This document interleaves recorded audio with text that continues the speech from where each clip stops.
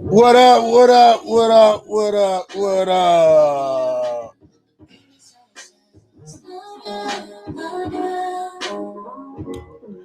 Hope everybody's feeling okay.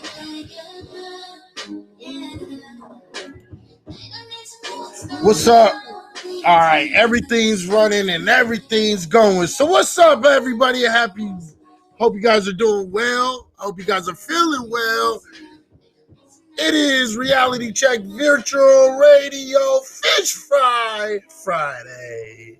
Let's get it in. What's up, Petty? How you doing? Tell everybody what's up. I am loving this week. I am loving my black skin.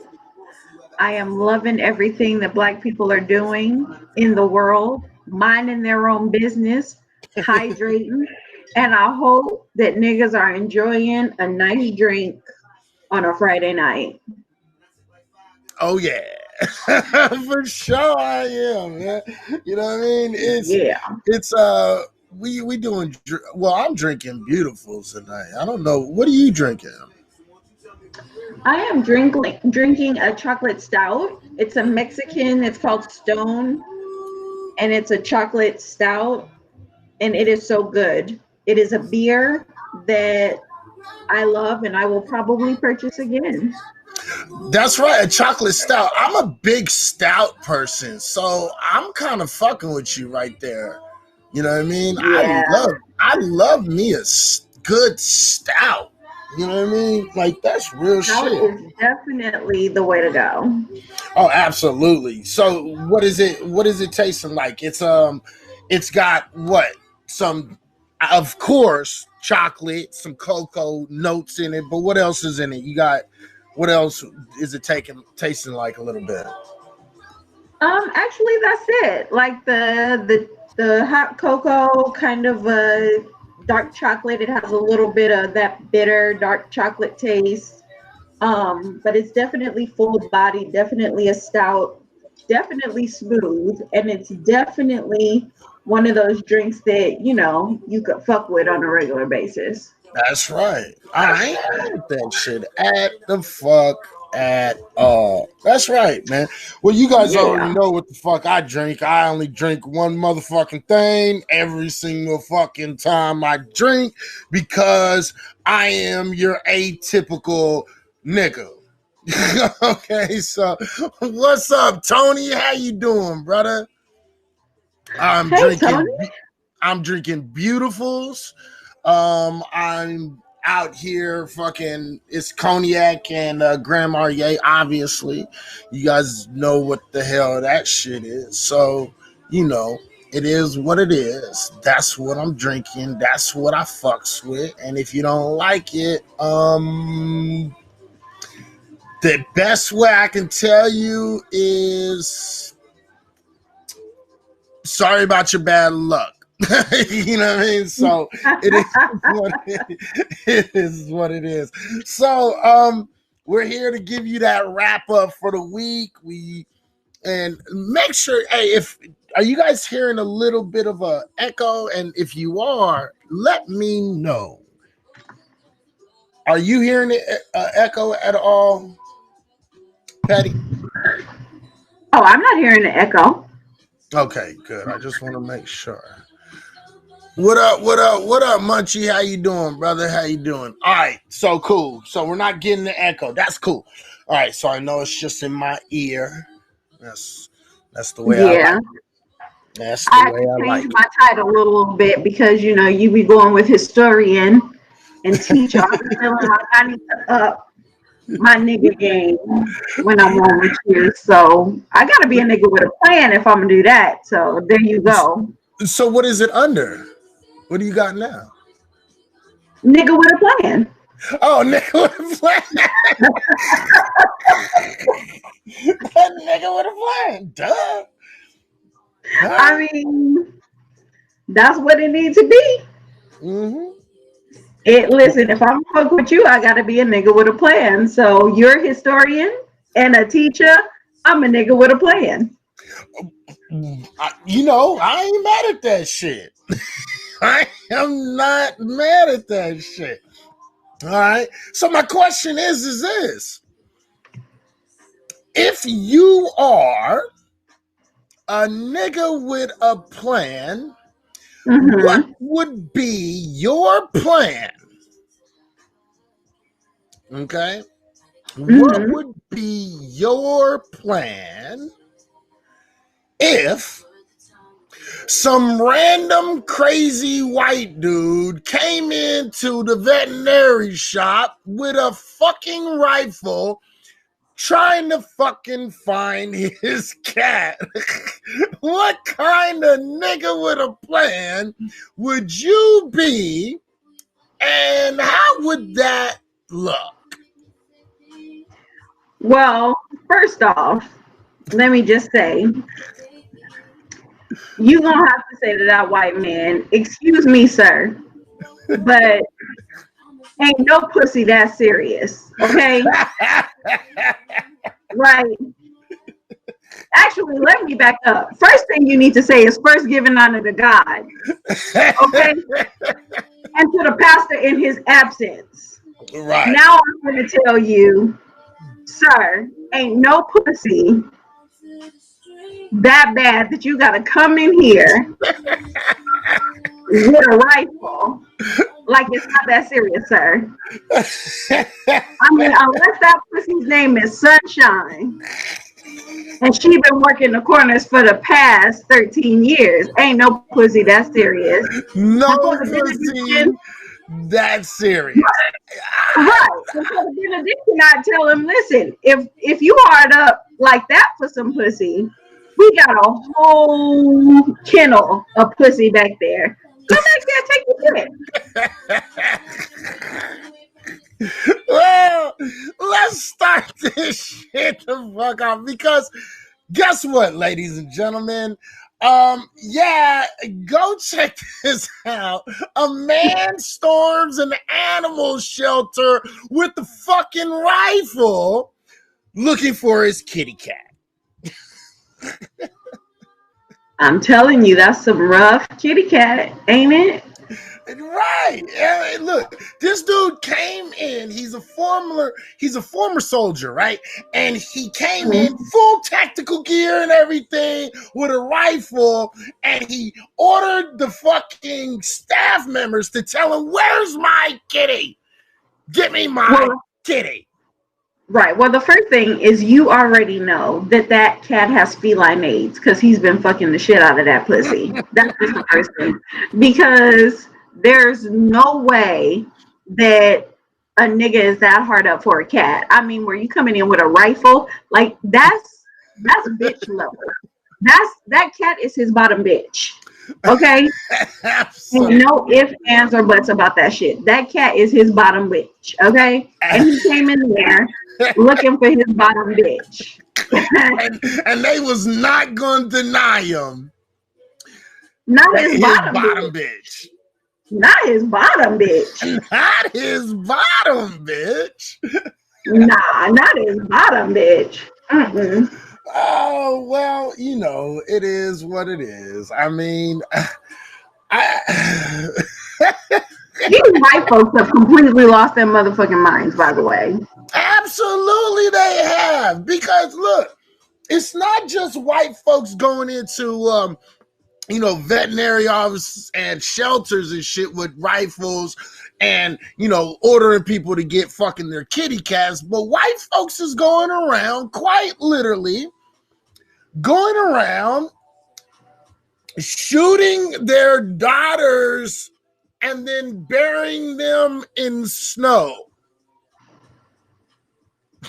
Yeah, I saw that. This happened in Wisconsin. This made me sad. This let me know Mm-hmm. that white people, even in a panorama, because we are in the middle of a panoramic. You know that, right? Mm-hmm. We I are. was in the middle of a panoramic. Yeah, panoramic. In a panoramic, and we are at threat level orange on national security. Okay, right. We are orange, bitch. And this motherfucker is still just gonna wipe himself into jail. I mean, there's no recourse for white people like this. I mean, why would you shoot the baby in the head? Like, and then at first he lied to the police and said that he gave the baby to someone to take to an adoption agency. Right. Why didn't he really just do that shit? Why shoot the baby in the head?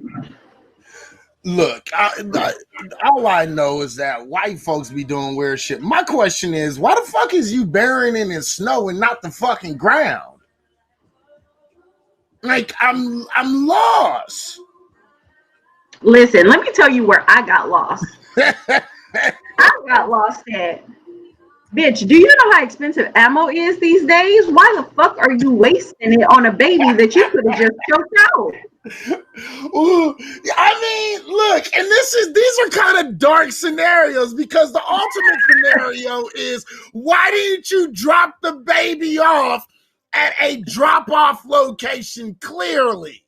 Or that's what I meant to say. But I'm just saying, do you know how fucking expensive ammo is, bitch? Like, yes, I understand how expensive it is. You're better off, like, making your own ammo. You know what I mean? Like, he could have pistol whipped the baby and I would be less mad.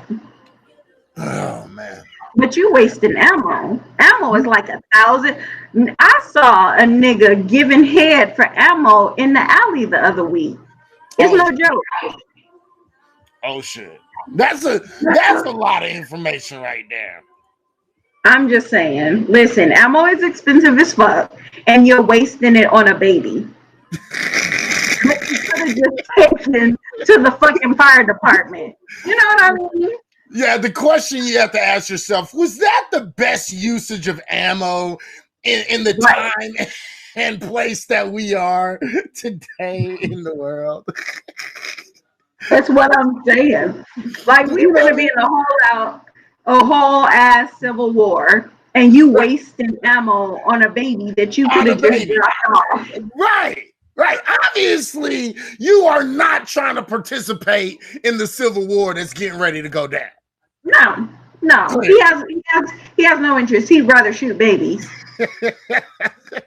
Really? I mean, I was just confused, but that's just a nigga like me. But I'm a nigga with a plan, because you see it's right there on my bio. Right? It's right there. A nigga with a plan.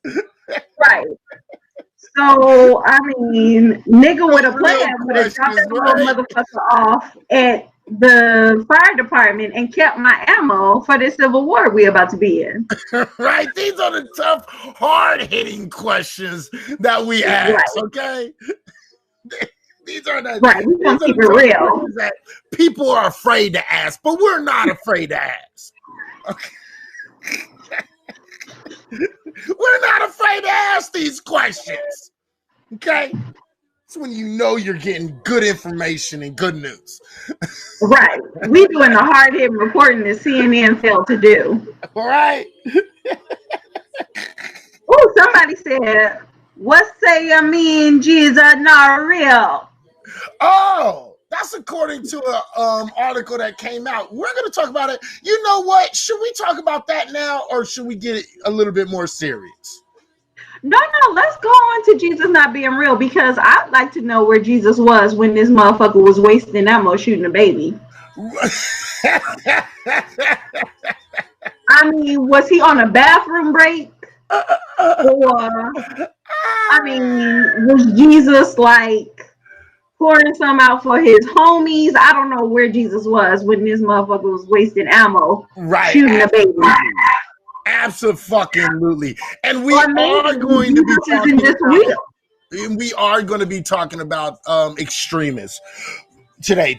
That's our main story today. So don't worry about it, Munchie. That is the main conversation that we're having today. The extremists and radicalized domestic terrorist problem that we are facing today. So don't worry about it. We are going to get to that. But yeah, we got you. But since he asked,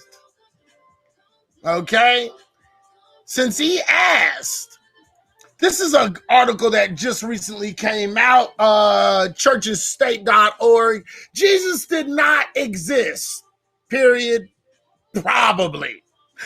Okay, now this is a real good article. People should go check this out. The fact of the matter is there is really no evidence for a Jesus.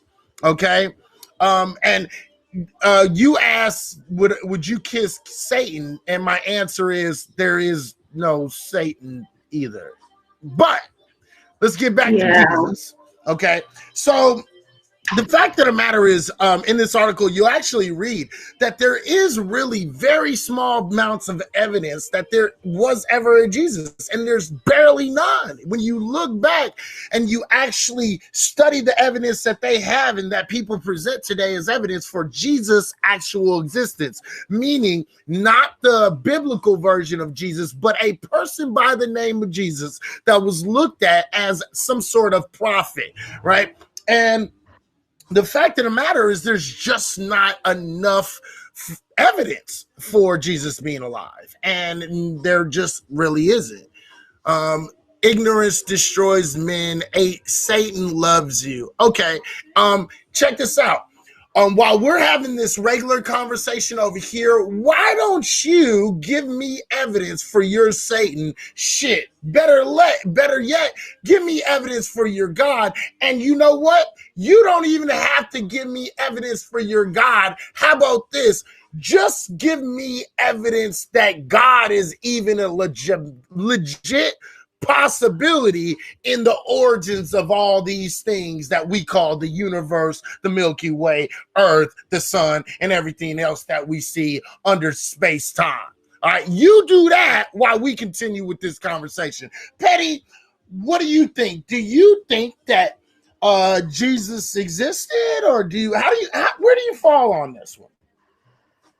Big words, big words, big words. Hell fucking nah. Big words, big words. This nigga ain't do shit today, yesterday, or forever. Big words, big words, big words. That shit is a lie as fuck. Right. You are alive. No, again, real quick. It's alive, so it's ALIVE, just to let you know. Okay. And that's not proof that there's a God, okay? That's proof that my mother and my father did a really freaky thing one night.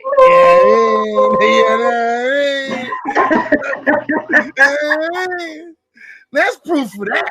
That's proof that my poppy had a dick, my mommy had a vagina, and they put them two together and made it work the way they work. That's what that's. And your daddy wasn't shooting blanks. That's really what it's just. I mean, really, if we get down to the brass tacks, it just means his daddy wasn't shooting blanks. Okay? Absolutely. His daddy's gun was loaded, and he shot it into his mama, and now we have his. Right. Now you said you breathe as another form of evidence. No.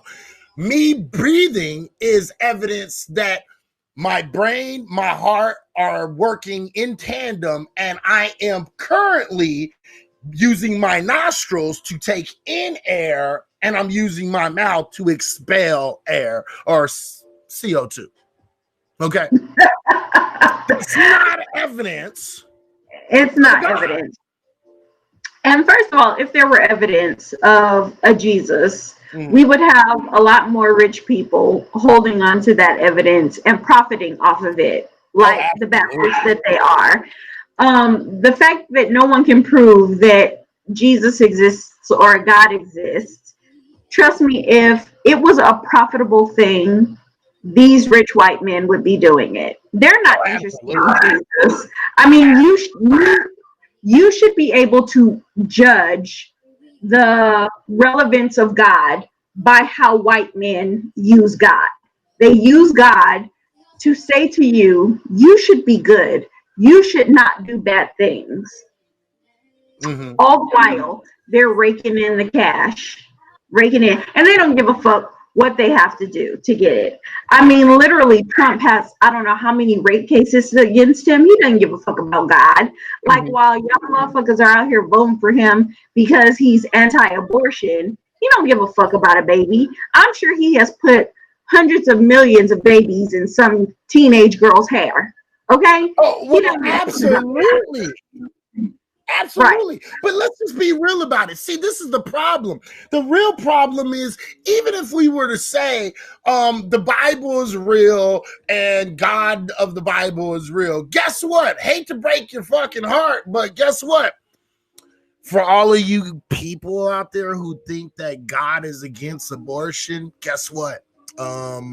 He's not.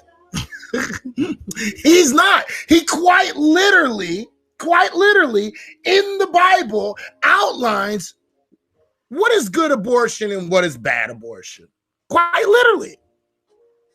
Yeah, he does. And if you don't believe it, it just shows me that you ain't never read your own Bible. Yeah, if you don't believe that, you don't believe the Bible. I'm a monster and I fear the Lord, thy God. Pray that God forgives me for texting with you, Satan. Unfortunately, I'm not Satan. I'm not. I feel like this is one of your Periscope trolls. I think it is. Yeah, I feel like they followed you all the way over. They're still on Periscope. I'm seeing their comment coming on from Periscope. Okay, so it is. Yeah, if it got the Twitter mark, the little birdie, that means they're on Periscope. Gotcha. Okay. Well, clearly they are from Periscope, because this is just, I mean, no one cares this much about God at all. I'm sorry. And I don't mean to project on people, but literally no one cares that much about God. You know what I mean? When it comes down to the nitty-gritty of shit, no one is this avid about God unless they're doing it in a chat room. Right. No one gives a fuck. No one gives a fuck about God. Absolutely. No one's having those real conversations like, where the fuck is God when Black lives are being brutalized on television, but white people get to storm an entire Capitol and go home and have dinner with their families before they're even like looked for to be arrested. Right. Absolutely. Absolutely. And that's perfect. That's absolutely perfect, because we can quite literally show that. Can't we? Right. Yes. So where is your God? Why does your God have a fixation with killing little kids and Black people? He quite does literally enjoy it, I think, almost. And I think that he enjoys the sadistic nature of having Black people still cry out to him, even though he's very literally sitting by watching y'all niggas die in the streets. Absolutely. And here, let's give an example of that, shall we? Because I think we can do that pretty well. Bang! Those the president cares about. What about you? What? Yeah, I vote we ignore that person. Yeah, I think I'm done talking, because you're not making. Listen, bro, if you want my attention, I'll gladly give you my attention when you can write a sentence that makes sense. How about that? All right. So let's get into the segue, shall we? Let's get into the point, right? And the point is this. Just recently, okay, another police officer took another Black man's life. And more than 100 people were arrested after the protests over a Black man's death in police custody. Okay? To be perfectly honest, this Godfellow has proven himself to be highly unreliable. Absolutely. Absolutely. Yeah. Absolutely. I will absolutely agree with you on that one, because it's the truth. So I want to talk about this real quick, and this is going to lead into kind of our main topic, and then we'll talk about some things afterwards. But let's talk about more than 100 people have been arrested after protests over a Black man's death in police custody. More than 100 people were, hold on, real 1 second. I apologize. All right. More than 100 people were arrested in Brussels on Wednesday night after violent protesters over the death of a man in police custody. The Brussels prosecutor said Wednesday it had opened an investigation into the involuntary manslaughter after a 23-year-old black man lost consciousness at police station shortly after being arrested. He later died at the hospital. Hundreds of protesters gathered in Leeds Square in central Brussels. Video from the scene showed scuffles of demonstrators threw stones and projectiles while police deployed a water cannon. Some demonstrators carried Black Lives Matter signs, shouted, "We want the truth." Belgian King Philip car was briefly struck nearby the palace, told CNN, and the vehicle was hit by a few projectiles thrown at police officers surrounding the monarch's convoy. Okay, the king himself was not the target, and his security was never endangered, they said. So this is in Brussels right here. Right? This one's in Brussels. Okay. And this is problematic because not too long ago, they had just recently, there was a brother that was killed in Texas also. Right. So this is in Brussels, in another country. Right. But the brother was in Texas and he was shot and killed having mental illness problems because of aggressive police. Felt like, hey, you know what? Here's a chance. We can kill a nigga. And so that's what they did. So why is it that black men who are having a mental breakdown, a noted mental breakdown, noted by his history, they were called in order to try to calm him down because that was their only option. They were called to try to calm him down, but instead of calming him down, they cooled him all the way the fuck off. They aired him out. Mm-hmm. I mean, and the truth of the matter is, like, I get so confused when we talk about defunding the police being a bad thing or a radical thing. Mm-hmm. But when you're black and you have no options for the people in your family with mental health issues, it becomes very frustrating because they were literally just calling to have a mental check, a mental wellness check done. Mm-hmm. And the guy was very agitated. And the fact that there's no money for mental health professionals to come out, I mean, even if you need police backup, it should have been a mental health professional that was engaging him. You know what I mean? Right. But when you have no other recourse than to call for help, call an ambulance or whatever, and a policeman shows up, I mean, it's just so disrespectful. You know what I mean? Especially when they talk about how white people have mental health issues and they should be afforded help. But when we literally ask for help, you send out a cop who you know is going to hurt us, who you know is going to be aggressive, right? Mm-hmm. Because you don't take us seriously. You don't listen to the shit that we say when we say that there is a police brutality issue. And it just frustrates me that Black people have no recourse. We can't, in this country that we pay taxes in, that we work in, that we build, get the help that we need for the people that we love. And it's just so frustrating. No, absolutely. No, you're absolutely right. Because here's the thing. When we say defund the police, we're saying take money away from them, put more money in areas that can actually help. They could have put more money in social work, sent a social worker out there, and with their expertise, they probably could have calm this gentleman down. This is a pastor, for God's sakes.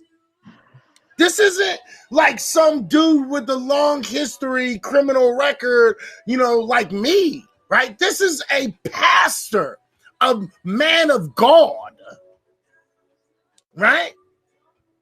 And yeah, it's disturbing. Yeah, absolutely it is. And yeah, this is the biggest issue that we're dealing with. This is what we're talking about when black folks is talking about, hey, we don't need cops killing us. When we call for help, we're asking for help. My question is, why the fuck did you think you had to shoot him? Even if he had got highly agitated, why couldn't you have used non-lethal force? Why couldn't you have tackled him, use multiple officers to corner him, surround him, and then subdue him, then take him to a mental hospital? To be honest, I'm tired of asking these questions, to be completely 100% fucking honest with you. Like, I'm tired of asking these questions, especially after what we saw at the Capitol, at the U.S. Capitol. You literally had an officer who was being pinned down by rioters, by insurrectionists, and they said, let's kill him with his own gun. Right. And he said, I didn't reach for my gun because I thought that would further agitate them. Mm-hmm. Nigga, what? Yeah. I mean, if you can be surrounded by people who are literally saying to you, we want to kill you with your own gun, and you say, I'm not going to reach for it because it's just going to further agitate them. But this black man who was outside of his home having a mental breakdown, and he had his hands up, mm-hmm. and you still see him as a threat. I'm tired of asking those questions. I'm tired of saying, why couldn't you subdue him? Because y'all motherfuckers know how to preserve your life when you really feel like your life is in danger. Right. Because that officer who was surrounded by those Capitol that motherfucker really thought his life was in danger. He was yelling, bitch, I got kids. I got a mother-in-law. Right. And, I love her. I've never fought with my wife. She gives me head nightly. I have a nice marriage. Okay. She lets me fuck her in the ass whenever I get ready. She never takes me down for sex. My children are quiet as church mouses. This nigga was painting a portrait for these motherfuckers like, I gotta get home to this perfect scenario. Mm-hmm. Right? He was doing everything he could to get home. You shooting a black man, I'm no longer convinced is you being afraid for your life, because I see how niggas act when they're really afraid for their lives. Right, absolutely. Now, again, Atheist Husker, I appreciate you commenting, because you're absolutely right. It's you said the obvious fact is, fuck, how are we white people going to fight racism? You're absolutely right. How are white people going to fight racism? You're right. Absolutely 100%. And just for everybody that doesn't know, we are broadcasting from HAPS, HAPPS, HAPS.tv on your computer. Make a profile. If you want to come up, if you want to conversate, if you want to say something, if you got a comment, anything else, make a profile on haps.tv. Come on in. Izzy High, you can come do that. We are on every single social media platform, from Twitter, Periscope, Facebook, and we are also on YouTube at Reality Check Virtual Radio. So go ahead, check us all out. If you want to come on to the show, though, make sure you make a profile on HAPS real quick. On HAPS, baby. Okay, so check this out. I want to read just a little bit of this, because this is bullshit, right? It says a wellness check for Patrick Warren Sr., a black pastor, turned fatal Sunday, January 10th, when an officer in Kaleen, Texas, shot Warren after his family had called 911 to request assistance from a mental health professional. The family was concerned that the 52-year-old Warren, who lives with mental health issues, was having an episode, according to civil rights attorney Lee Merritt, who is representing the family. They noticed that their loved one was deteriorating, undergoing some sort of psychosis, it appeared, Merritt said in an exclusive interview with ABC 25. They spoke with medical professionals and they wanted to get him some help. Okay, so what they did, so according to Merritt, the family was told a mental health deputy was not available. So the police department dispatched an officer who had been identified as Raylando Contreras instead. Again, this is another Latino who was covering the blue line of silence. This is the man that is, protecting the system of white supremacy. And clearly he believed in the system, right?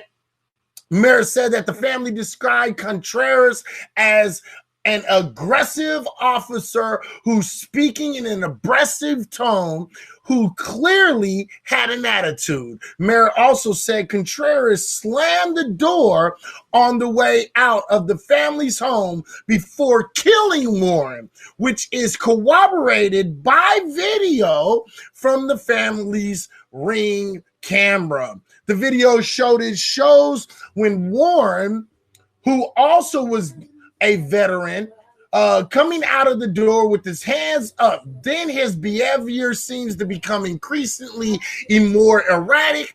At that point, Warren goes off screen and the family can be seen in distress asking Warren to sit down and begging the officer not to shoot.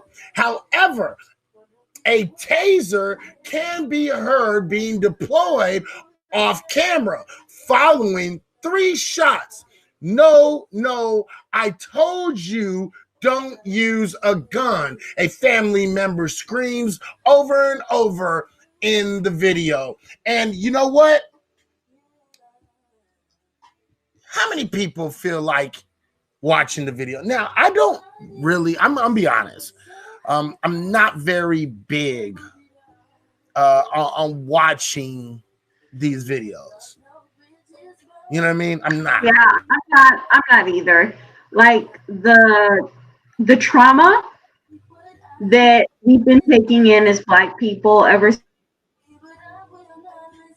since that whole Capitol riot, and the disappointment, because I clocked in early to see white people getting their ass beat by the cops because I knew they were going to act an ass, and I didn't get a chance to see that. Right. So not only the level of disappointment, but the level of trauma that we have taken in over the past week, I just really am not interested in taking in anymore. Right. No snuff videos. And you know what? That's cool. We're not going to play it. But if you want to see, all you got to do is add me. It's already up on my Facebook. So just come ask to be my friend. It's up. But the thing is here's the thing. I don't play these kind of videos to be snuff videos. I don't play these kind of videos to detrimentally affect people in negative ways. I play them because as hard as they are to hear, as hard as they are to see, we have to see.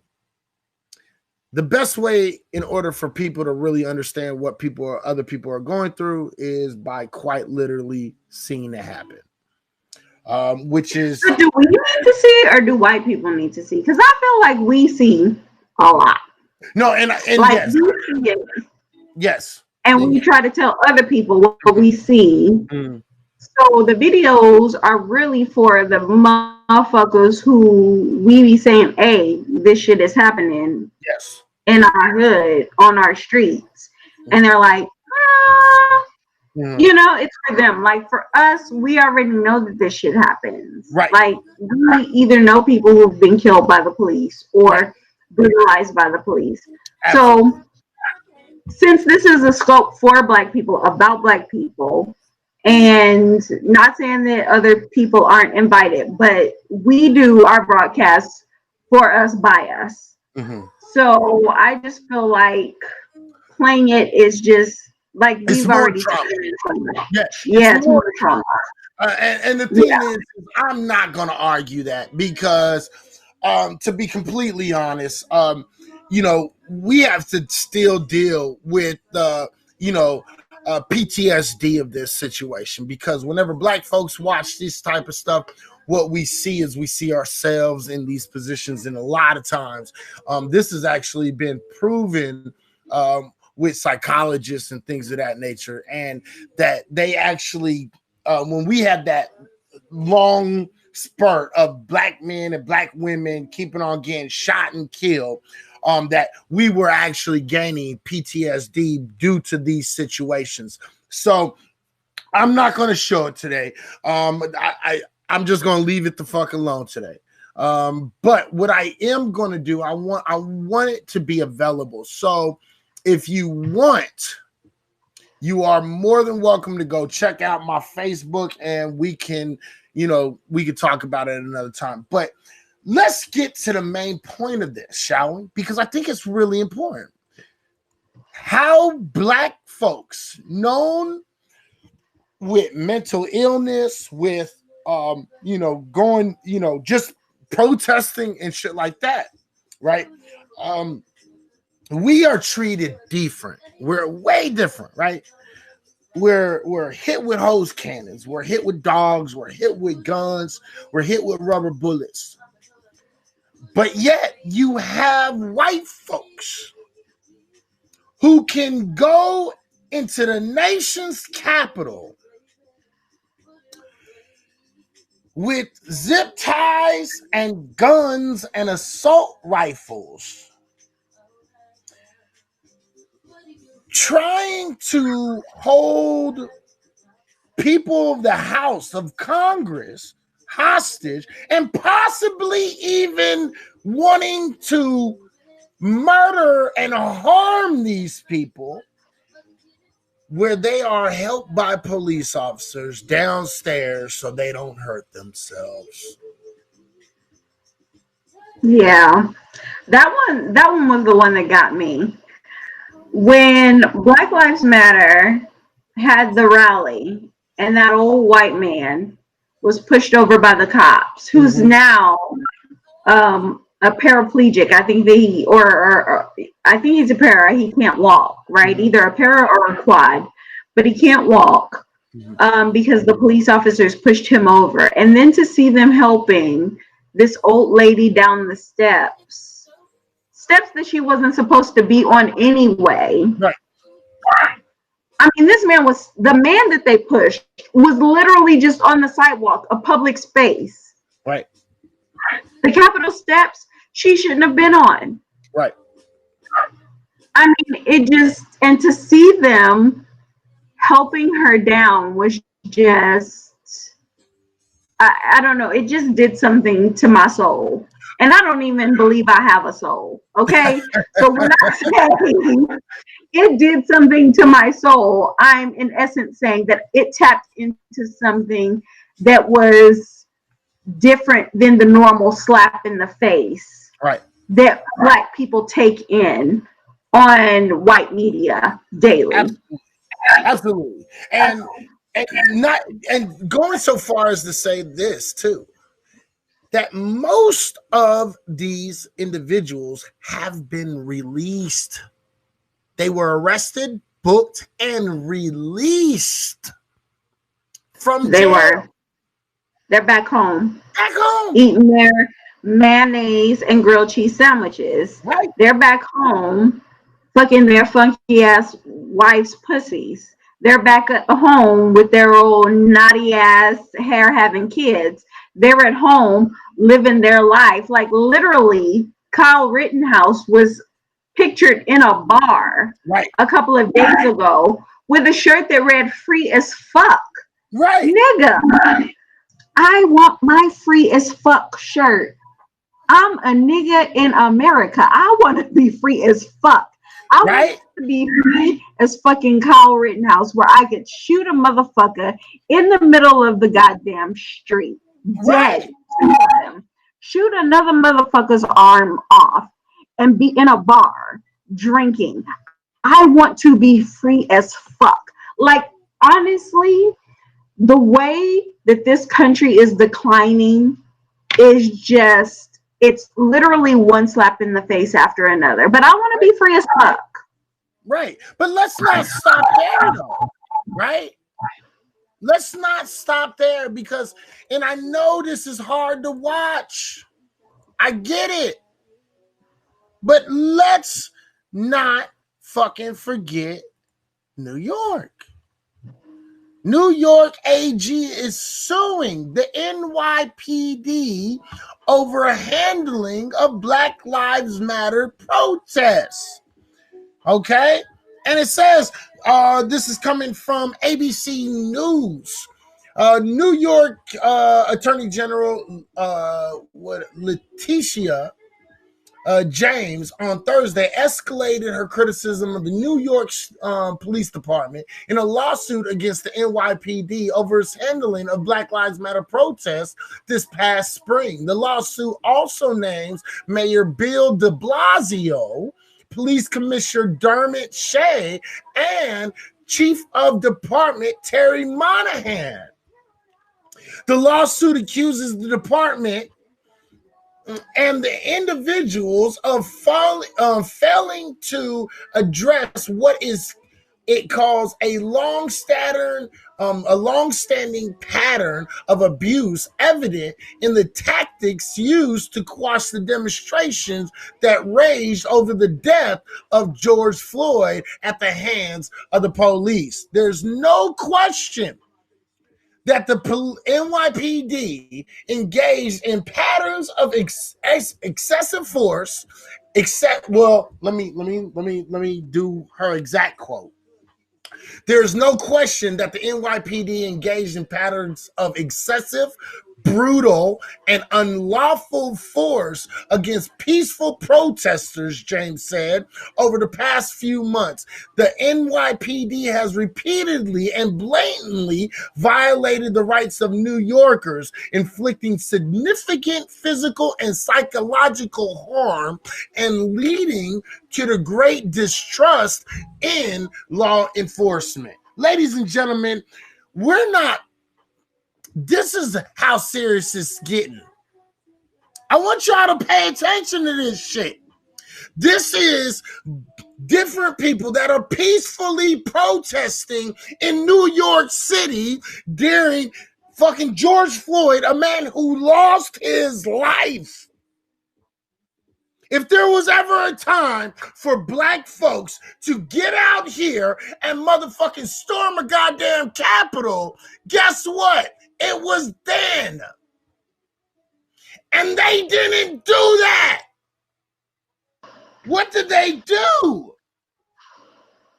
They didn't. Go ahead.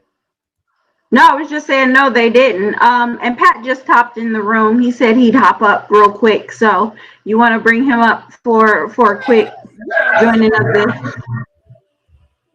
You know what I mean? I'll definitely bring him up real quick. Yeah, they definitely didn't storm the Capitol. Listen, we know from the storming of the Capitol that the cry of Blue Lives Matter was literally just a war cry of, those guys are here to beat your asses for us because we can't beat your asses, period. Right. We know that now. Right, absolutely. And here's the thing. Excuse me. You know what I mean? When we talk about these things, we have to understand a few things. Okay. And Pat, I see you up here. I'm going to bring you up here in just 1 second. Give me 1 second. The fact of the matter is this.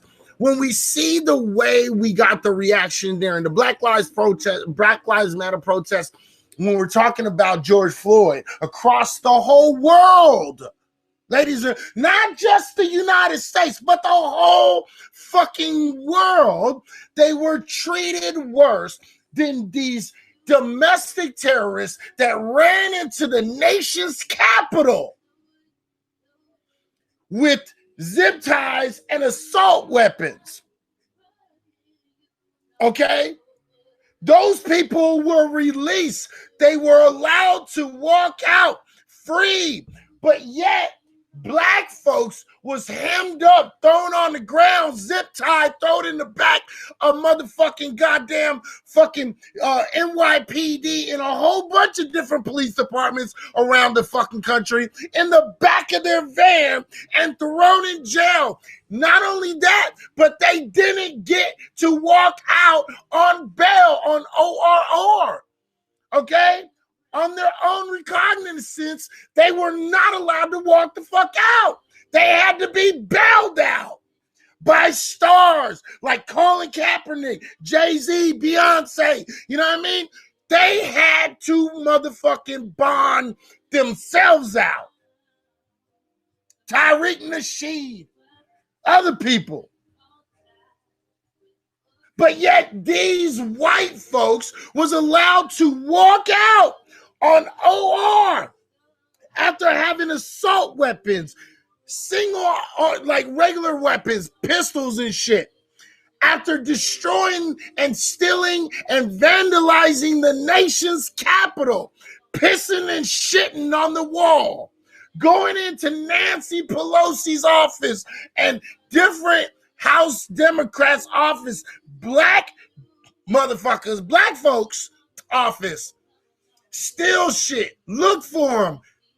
They were saying, hang Pence. These people are looking to commit violent acts. And they all got released. What's up, Pat? How you doing? I see you up in here. What's going on, everybody? What's up with it, man? Hey, Pat. Hey, Petty. I'll say I'm really disgusted by what acts take place, not only on the Capitol, what acts have taken place over the last few years, even when we had this, as Cori Bush as she called him on the House floor, the white supremacist in chief. We've had this guy for the last 4 years, and even before then, when he was running, he ran on the ignorance of the white base, of that white supremacist base, and he won them over very, very, very easily because they're stupid. So when you tell them to jump, they jump, as you see with the Capitol. If you tell somebody to jump and you make up conspiracy theories, these dumb motherfuckers buy it. So what we need to do is what AOC, what Cori Bush, what a lot of these other House and Senate Democrats are pulling for is to get other Senate Republicans and House Republicans expelled from Congress for good for partaking in these seditious acts. They're trying to set a precedent here, and if they don't do it here, then they will continue to have this happen. So, well, let's not get it twisted. It absolutely was sedition. Absolutely. Excuse me. Absolutely. At the very least, it was sedition. Yeah, absolutely. Treason and domestic terrorism.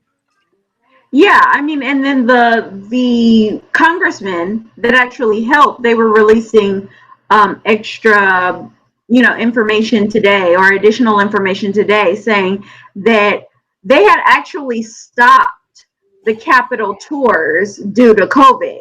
Mm-hmm. But the day before the insurrection, there were certain congressmen seen giving like tours of the Capitol to people who were seen at the insurrection the next day. So all of this stuff that needs to happen is really about the idea of white people buying into the idea of white power and whiteness in this country and doing whatever it takes to hold on to that. Oh, and absolutely. That's what we have to dismantle, because today I saw, I don't know how many on CNN and MSNBC, not documentaries, but exposés on white supremacy and domestic terrorism, and they use the term so much today. And Black people have been saying we've been dealing with domestic terrorism in this country for I don't know how long. But when you hear the term, it's Black people using it on television. I didn't see any Black people on TV today using it. It was all white people. Why? Because now white people are being affected by white supremacy. Right. And now it's being taken seriously. White people are being affected by domestic terrorism. Now they're taking it seriously. Now they want to explore and do exposés on these extremist groups and things like that, right? Absolutely. Absolutely. And I'm pulling it up right now because I want to back up your claim right here. Sir Branson says Capitol riots stem from white Americans' fear of losing power. Keep on going, correct. Petty. I'm gonna pull this up. I'm gonna read some of this. Yeah, I mean, and we've known this, and we've said this. We've been saying it on television. We've been saying it during the Black Lives Matter protests. We've been saying this is why we're out in the streets, to dismantle white supremacy. And white people have been going, yes, we know, we hear you. Oh, amazing. You guys are doing great work. Congratulations, right? But when white supremacy invaded that Capitol and they found out that those people were coming in there to fucking murder them, they said, oh, wait, no, this is terrorism. Right. They were using the term like they came up with it. This is domestic terrorism. Right. These terrorists, right? Because now it's affecting them. And the thing is that this is the same repeat. And as much as we keep talking about progress, I found that in mainstream media, progress is just a nice, fluffy, all account label for white comfortability. Absolutely. Absolutely. And I won't even, I can't argue any of that because the facts of the matter is this. White, right-wing Christian males, right-wing white Christian males are the number one domestic terrorists in the United States. That is correct. International terrorism does not touch anything as much as right-wing Christian domestic terrorism. And I can show it. There is an addition to that, though, that I'm a little worried about. And it's not just the cultish idiots that we have living in this country, but you also have people that they're now signaling to that are enemies of the United States that would wish to do the U.S. harm, that said, oh, fuck, look how easy that was that they did this.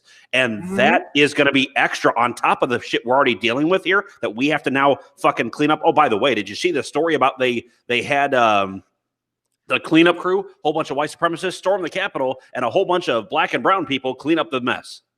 Did you see that? Yeah, I saw that. Yeah. I saw that. Isn't that fucked up? God damn. Yeah.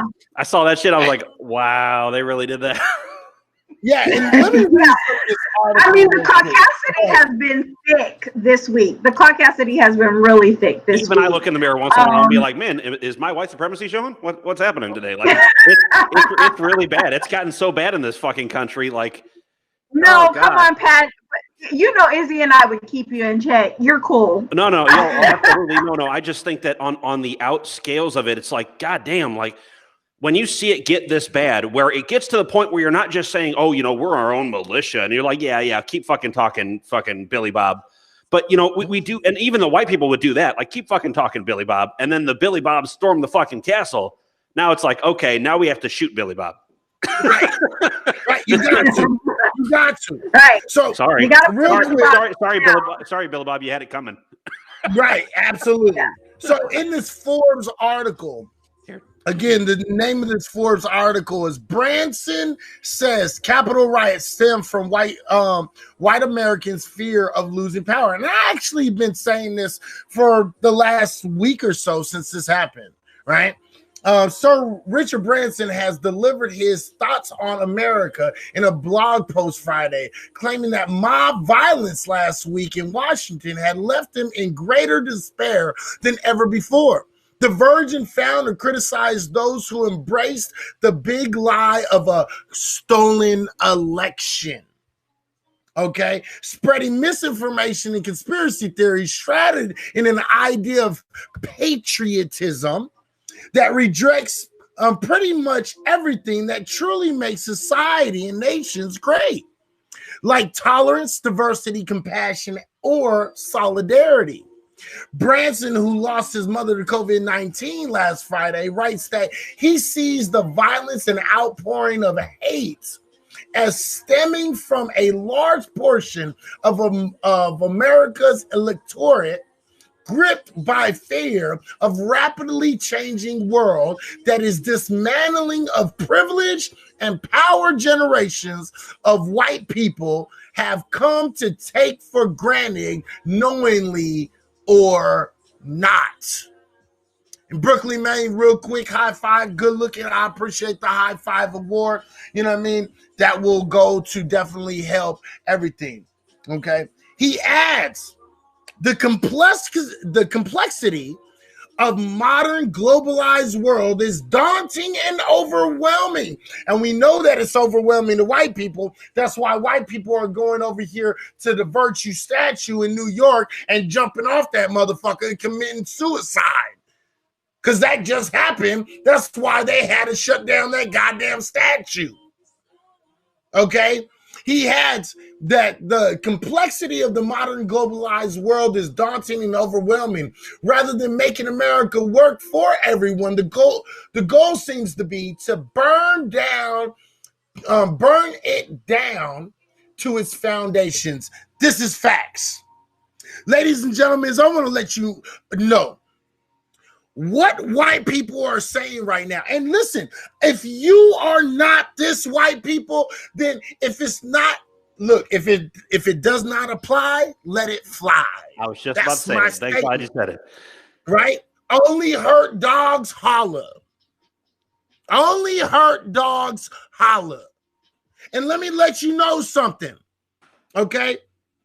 Because when white folks are losing power, what this is looking like, what's going on right now, what it looks like is white folks are saying, if I can't get my way, keep my power and privilege, I am willing to burn it all down.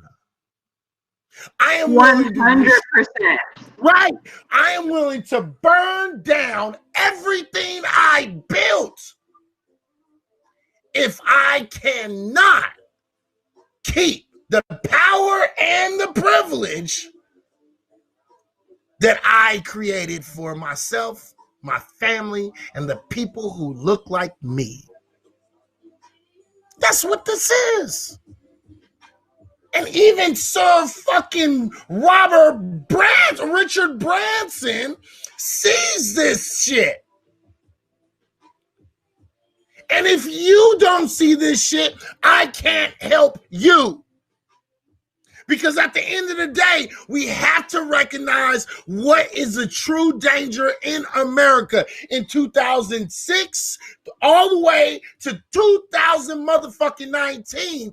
The facts of the matter is the FBI has notably said over and over and over and over and over again that the number one threat to this country, America, in which you live, is not Islamic terrorism, is not fucking like some religious terrorist group from another country, but right-wing white Christian males.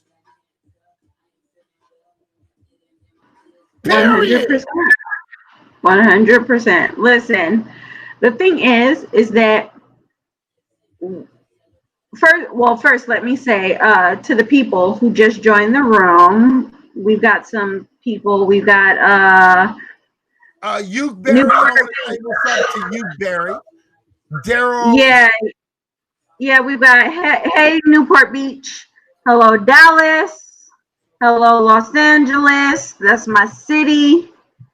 We know it do what it do, and another Los Angeles. We know it do what it do because we are LA people.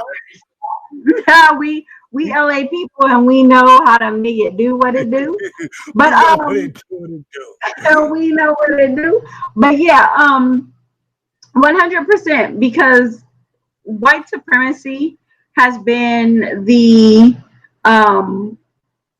most pervasive entity, the most pervasive power in this country.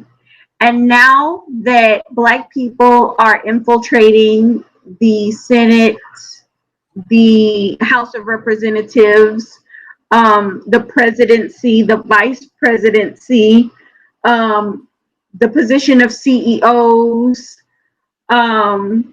I know I'm really pixelated. I'm sorry, guys. I'm gonna order a better computer. I think that's what it is.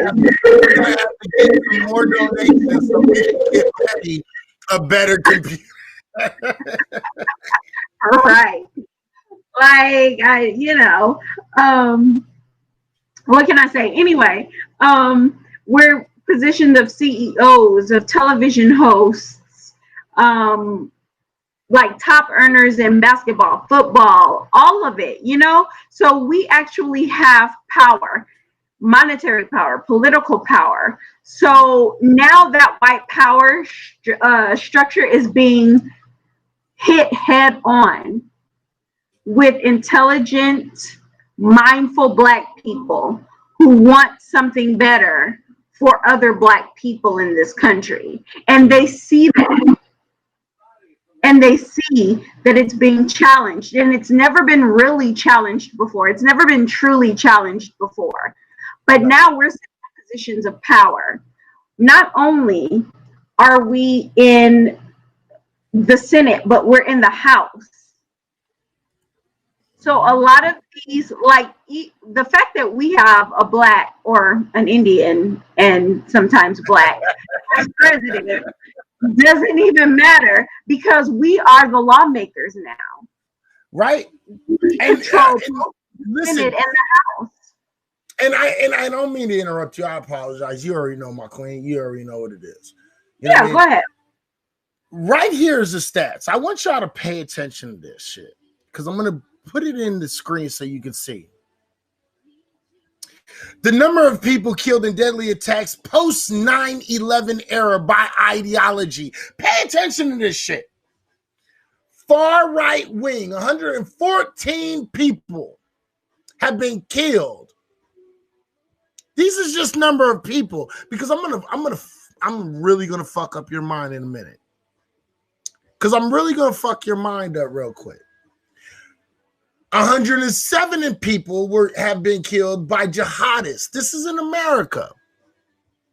Black separatists, nationalists, and supremacists, which they put in an aisle, has been 12. Okay? Ideological misogyny, incel ideology, 9. And far left wing has been 1.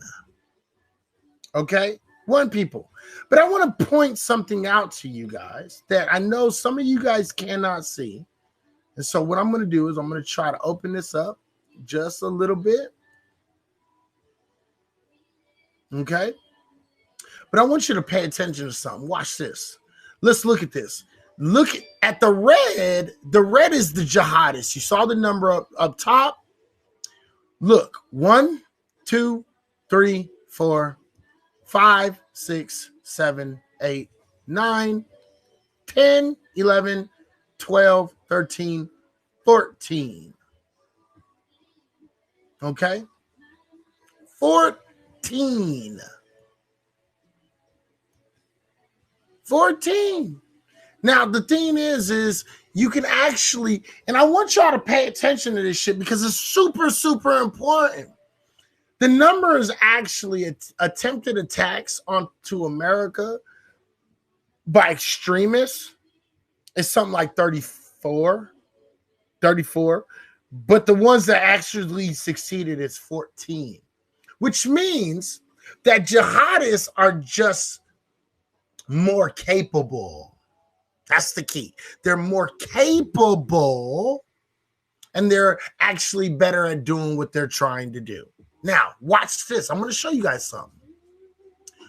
1, 2, 3, 4, 5, 6, 7, 8, 9, 10, 11, 12, 13, 14, 15, 16, 17, 18, 19, 20, 21, 22, 23, 24, 25, 26, 27, 28, 29, 30, 31, 32, 33, 34, 35, 36, 37, 38, 39, 40, 41, 42, 42 attacks.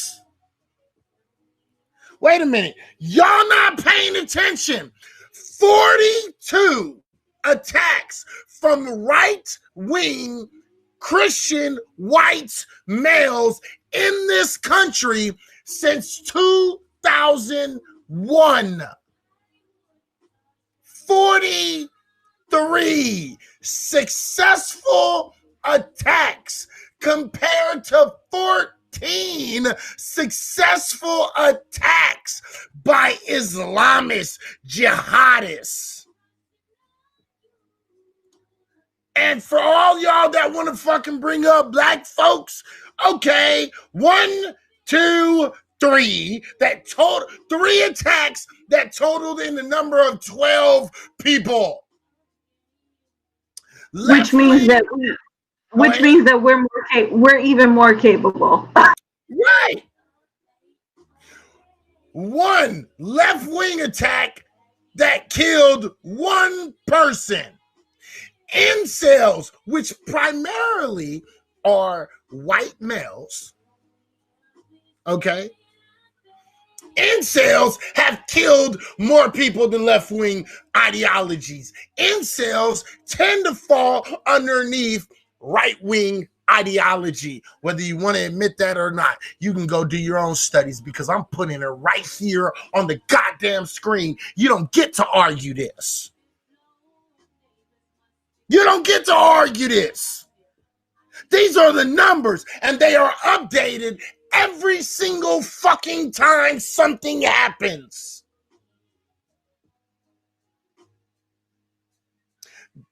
This is disturbing. If you don't see how this is disturbing, I don't know what to tell you. I think the most disturbing thing is that it's not far right. It's far right Christian white males. Oh.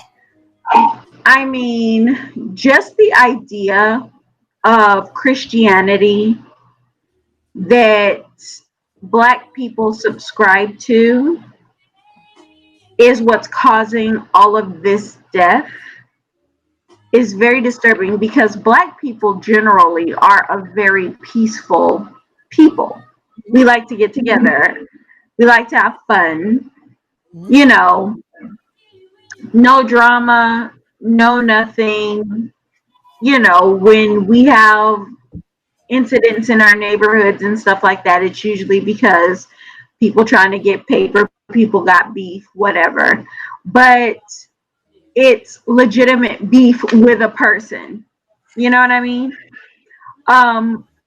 But the idea of a white Christian male not having a personal beef with you, right, but having a beef that stems from the fact that he thinks that he has a divine appointment from God to be the ruler of all of the earth.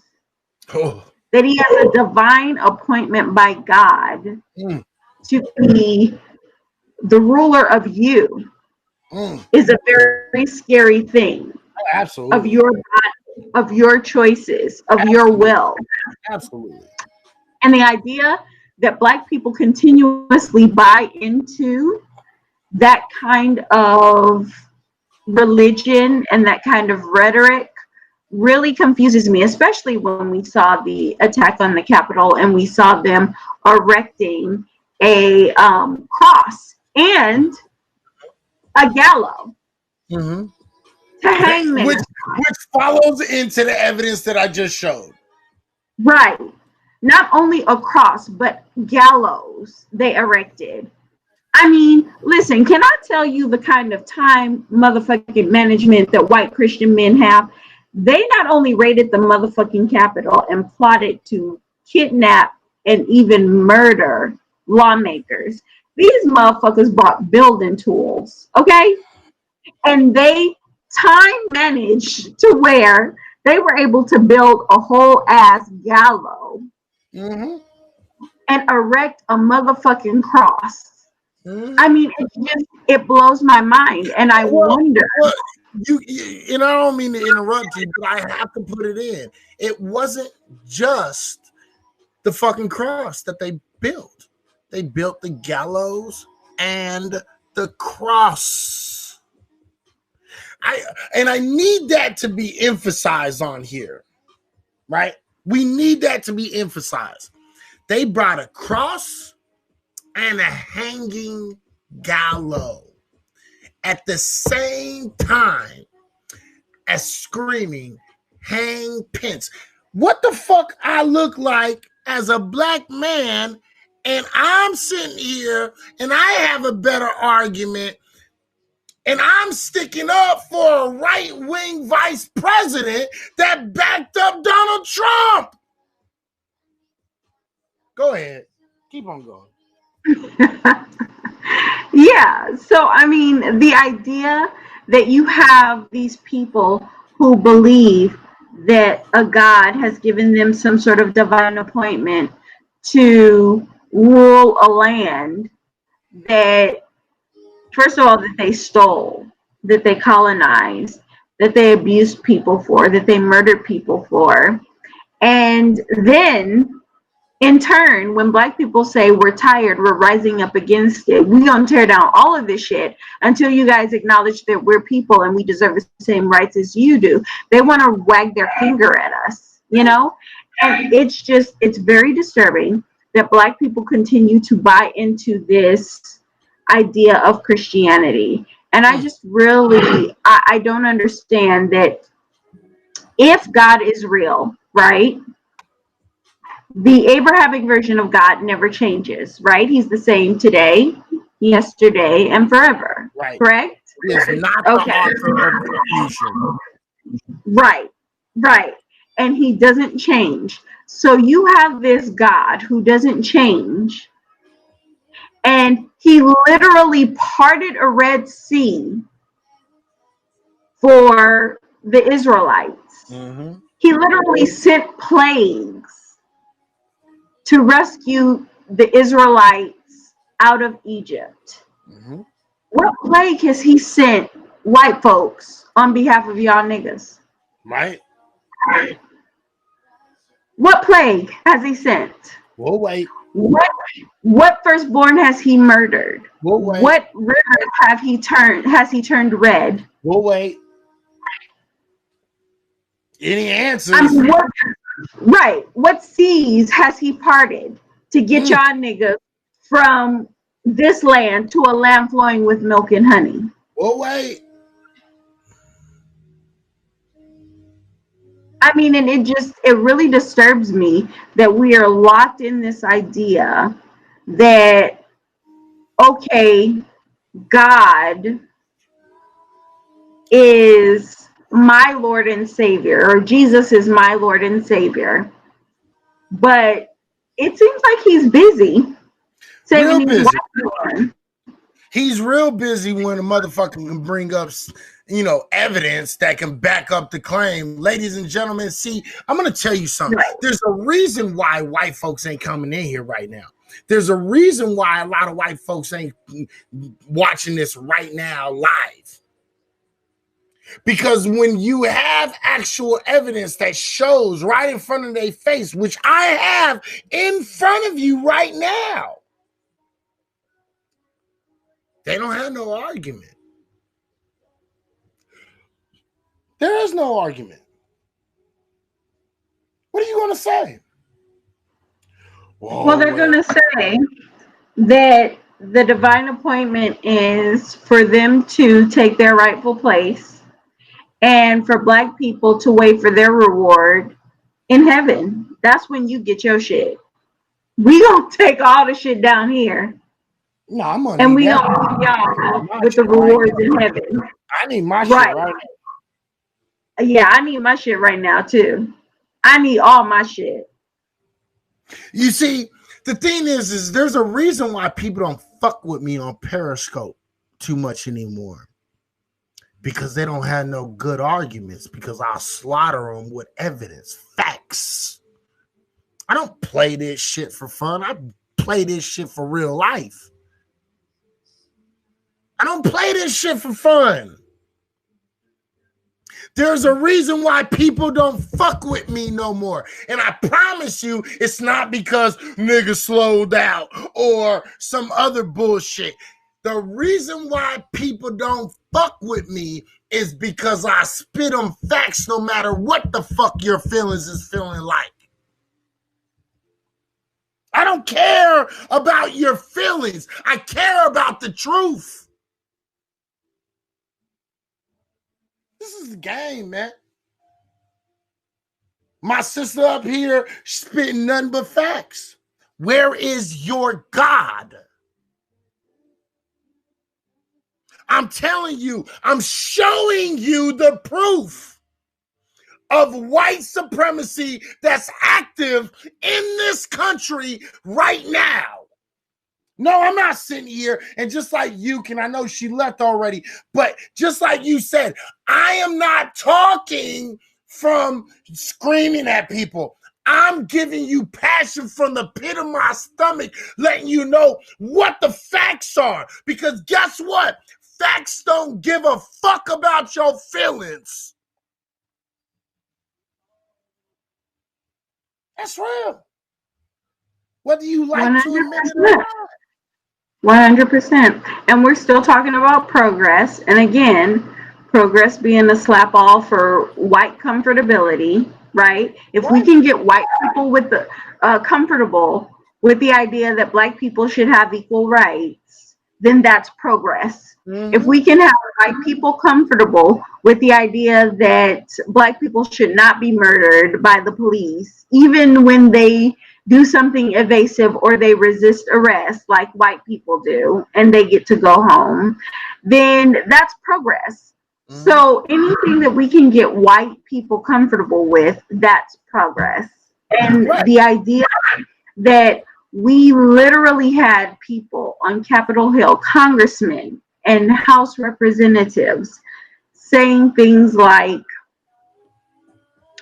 if we impeach Trump, this is just going to further divide our country. Y'all motherfuckers didn't give a fuck about divisiveness when you guys were talking about a stolen election. Y'all didn't give a fuck about divisiveness when Trump was talking about shithole countries. Y'all didn't give a fuck about divisiveness when he was telling the squad to go back to the country that they came from. Y'all didn't give a fuck about divisiveness when they were using voter suppression to keep Black people from the polls. Y'all didn't give a fuck about divisiveness any other time,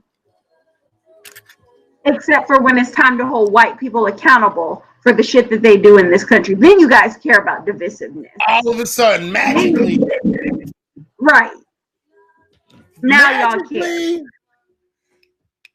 We can't have a divisive country. Right.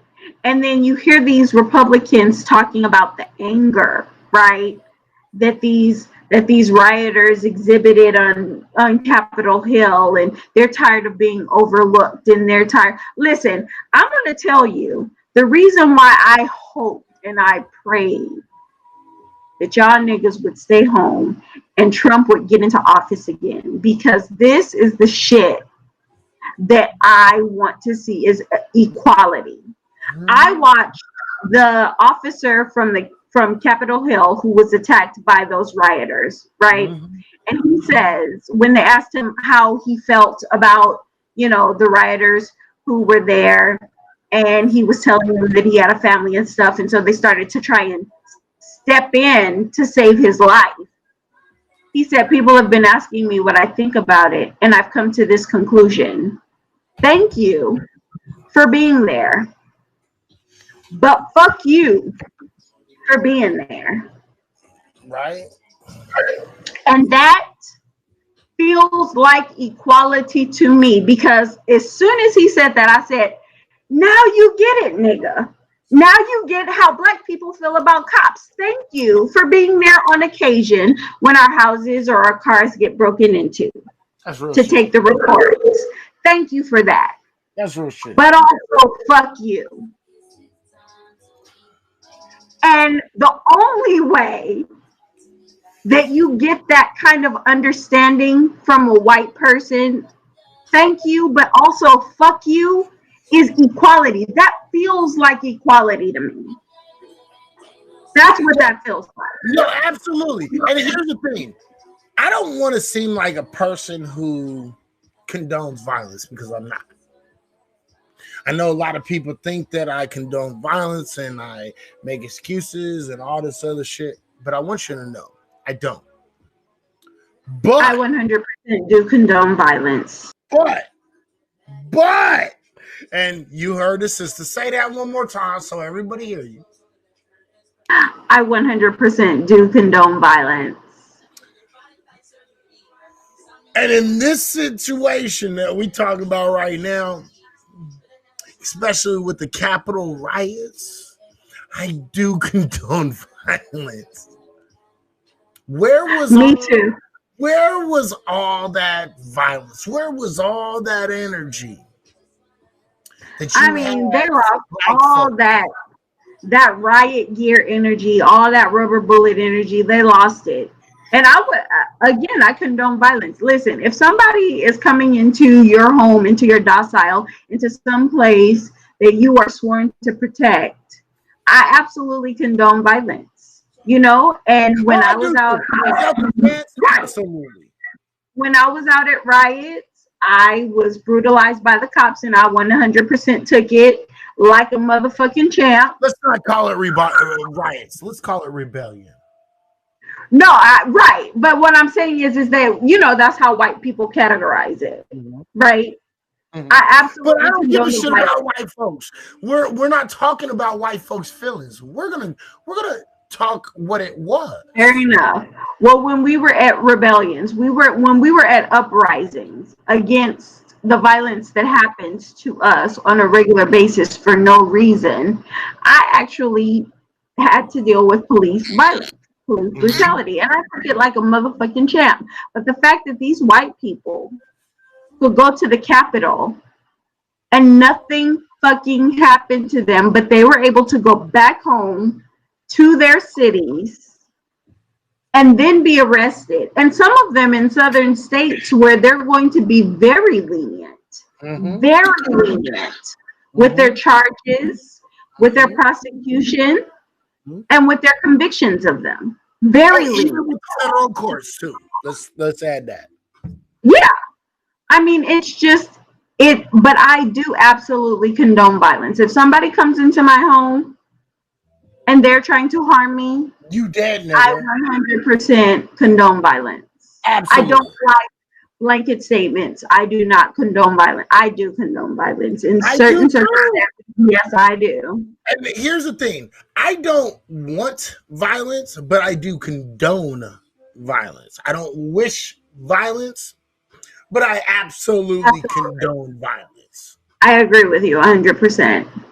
You see what I'm saying? Yeah. Because at the end of the day, the job of the government is to make sure that we are safe as a republic as a democracy. Everybody is supposed to be equal, right? Let's be equal. Absolutely. But this is the question, though. And this is the question that's been asked a number of times. And I think that this is a great forum in which to discuss it and kind of wrap this whole conversation up. Mm-hmm. How do we move on as a country from here? I have my thoughts, but Well, give your everybody is in thoughts real the quick room. because me, I'm be honest. Look, I'm gonna be honest. Well, I kind of wanted to open it up to the room. If you guys are in the room, if you guys are on HAPS, feel free to, comment that you want to come up and say your piece or comment in the room, because I really want to know what you guys think is the best road forward. Mm, mm. Yeah, I'm willing to allow anybody that's up in the room that wants to come up in the room. You're more than welcome to come up. All you got to do is say, "Hey, can you invite me up?" I will. Yes. Yeah, I mean, because I think that that's the big question. Because this is not just going to go away on No. January the 20th. It's not. I mean, 75 million people voted for Trump. 75 million people. I think 84 million people, 80 million people voted for Biden. I mean, that's almost a dead ass split. I mean, yes, we have the majority, but by a very thin margin. And if you count in the people who are not willing to die for this bullshit, we're pretty much at half and half. So how do we move on from this? Like, I know personally that I need to see some heads fucking roll, because Right. the whole idea of moving on and not causing further division in the country by not prosecuting these congressmen and even the president for their role in this insurrection feels very much like post Civil War, when they said, okay, giving reparations to niggas is just going to serve to further divide this country. So we'll give it to the slave owners. And it feels very much like 1898, when they had the insurrection and they said, well, trying these men is just going to further to divide the country. It feels very much like Tulsa riots, when none of those niggas were prosecuted. It feels very much like when those two white men killed Emmett Till and they were set free, right? Max Data, hey, how you doing? Keep on going.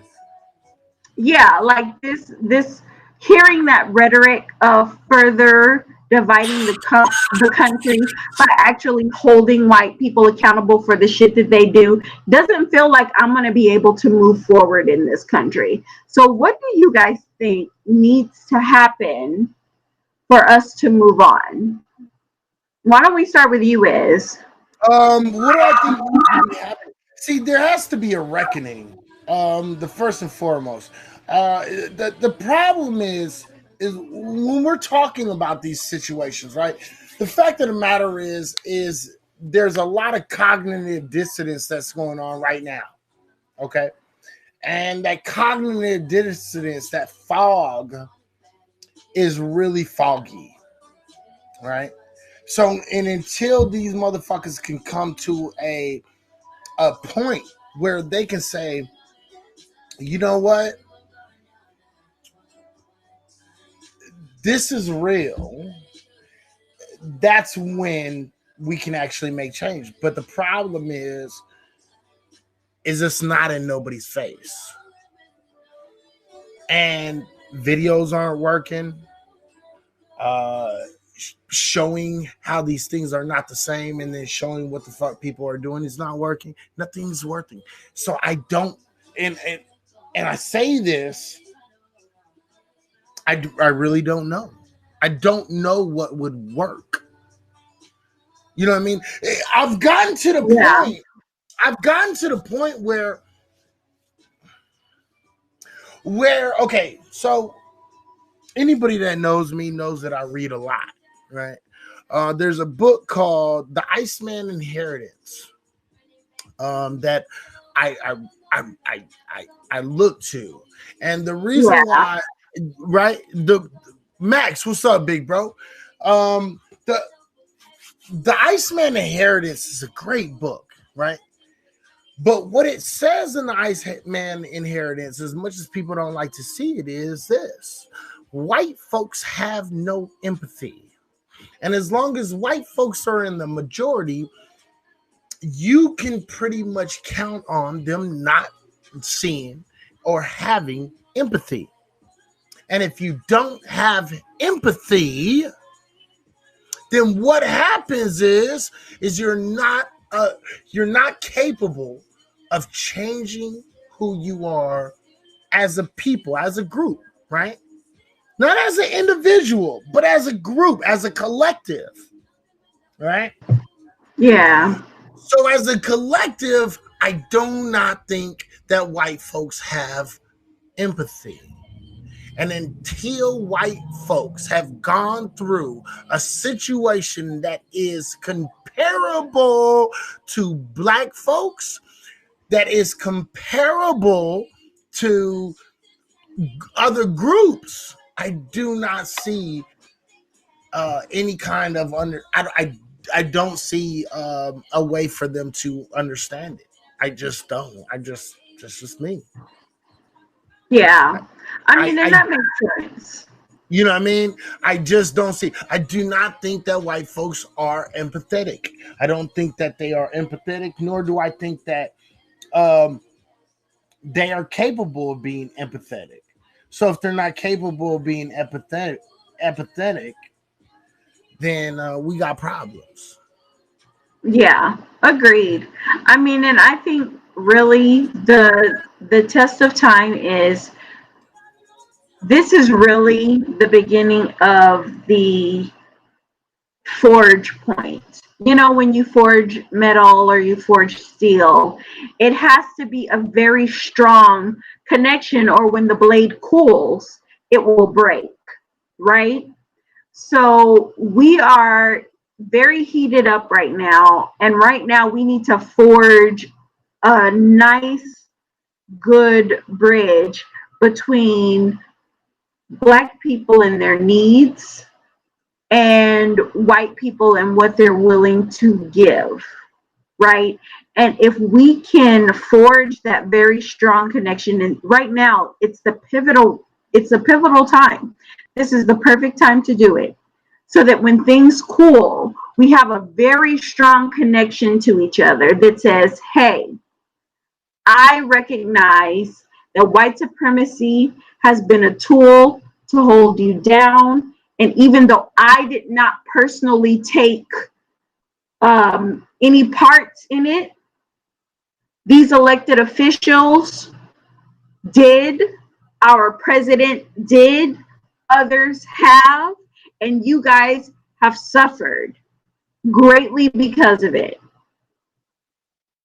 And Black people need to say, great, I see that you guys are willing to hold your own people accountable and to not let white supremacy be the law of the land any longer. And we could actually move forward. We could move forward. And when the blade cools, it will be a strong, very wielding, very powerful weapon. And we could be the superpower As a in this collective, world. it adds the majority of the collective, correct? Yes, Okay. absolutely. Absolutely. But if we don't have right now, while it's hot and we're forming this more perfect union, it's gonna fall apart. Because listen, we see that white people are willing to destroy this country to keep white supremacy in power. And if we're not willing to equally combat that as people who say that we are against white supremacy and the role of white supremacy, then those white supremacists will tear this country apart.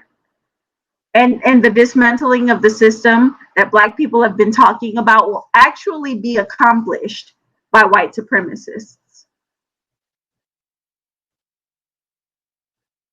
No, and to be completely honest, I can't disagree. I really, really, really, really, really can't. Um, the problem is I don't see white folks giving it up. Well, we'll see. This is the pivotal moment right here. We're living in the pivotal moment. Absolutely. Look, at the end of the day, I do not argue with what you're saying because what you're saying is 150% correct. The problem is that a lot of people do not understand this because what we have is, check this out, and I'm going to take this somewhere that a lot of people don't like to take this, right? Mm-hmm. But I'm going to take it there. I'm going to go there. The fact of the matter is this.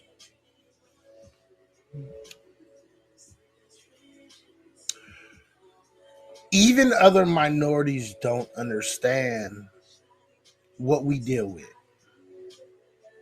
You see what I'm saying? So other minorities, True. it's not just white folks that we're dealing with. We're dealing with white folks, Latinos, Indian, Middle Eastern. We're dealing with even African first and second and third generation that we're dealing with, that we're opposing.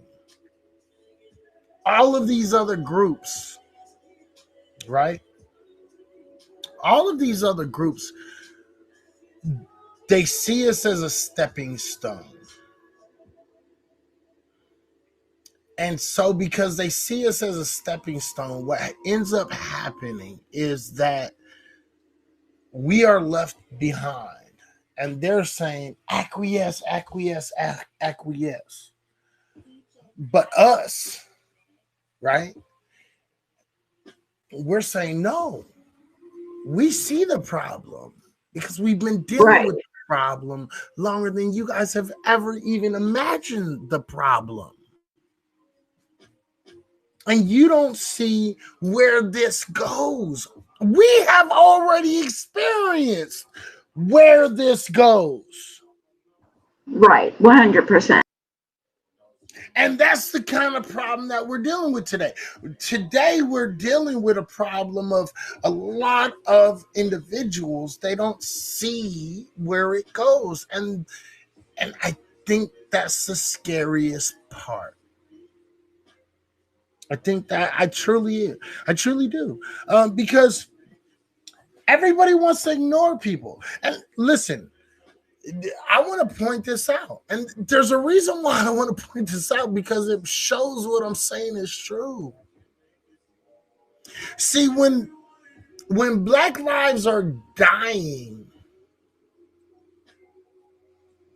and when Black lives are dying at a fucking crazy ass clip that you're always seeing it, you and me have hundreds of people on Periscope. We have people on whatever platform that we're on.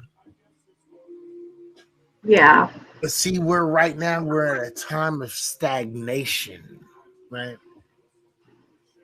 So on American shores, we don't have shit going on. And the shit that we do have going on is kind of brushed off to the side. It's kind of like, right? Right. And so because people don't see it, they say, okay, they heard us. No, they didn't hear you. Right. They're just giving you time. Look, like these police is quite literally saying, stop killing motherfucking Negroes right now, bruh. Stop. Yeah. They're not saying stop doing it forever. They're saying stop. Do it any other way that you have to do it. Even beating these motherfuckers is better than you killing them. Because Right. if you beat them, it won't be in the news. But if you kill them, there's going to be news coverage. Stop killing them. Right. For now. That's for now. For now, right? Yeah. I keep And that's saying, the thing. I keep saying that the grand test of time, with people talking about progress, and again, I mean real progress, not just white comfortability being, the idea of progress, but real progress is we still haven't passed a federal anti-lynching bill. Oh yeah. Yeah. I mean, the one that they tried to pass, it reached too far. It was too broad. What? Nigga, what? So you're trying to tell me that there's a too broad of definition of don't hang niggas? That's what you're trying to tell me? It's too broad. I mean, it's just, I think you're being unreasonable to ask us to not hang niggas at any time. Right. I mean, can we put some parameters on that shit? Right. Can we box it up real nice and neat? Because okay, you know why? And I hate to interrupt you because I know you have a very valid point, but keep your point in your head. I want to just point out because it's the reason why is because at the end of the day, if you say anti-lynching is too broad, right? It's because in the situation that we brought up, what it actually it was opened up to being shot, being killed, being hung, being beat, things like that, right? They want it to be very specific. If you hang a nigga, right? That way they have a way to worm out of it. Right. You understand what I'm saying? That's why they don't like that too broad situation. And that's all I wanted to point out. I wanted to point out that there's a reason why they don't want it broad.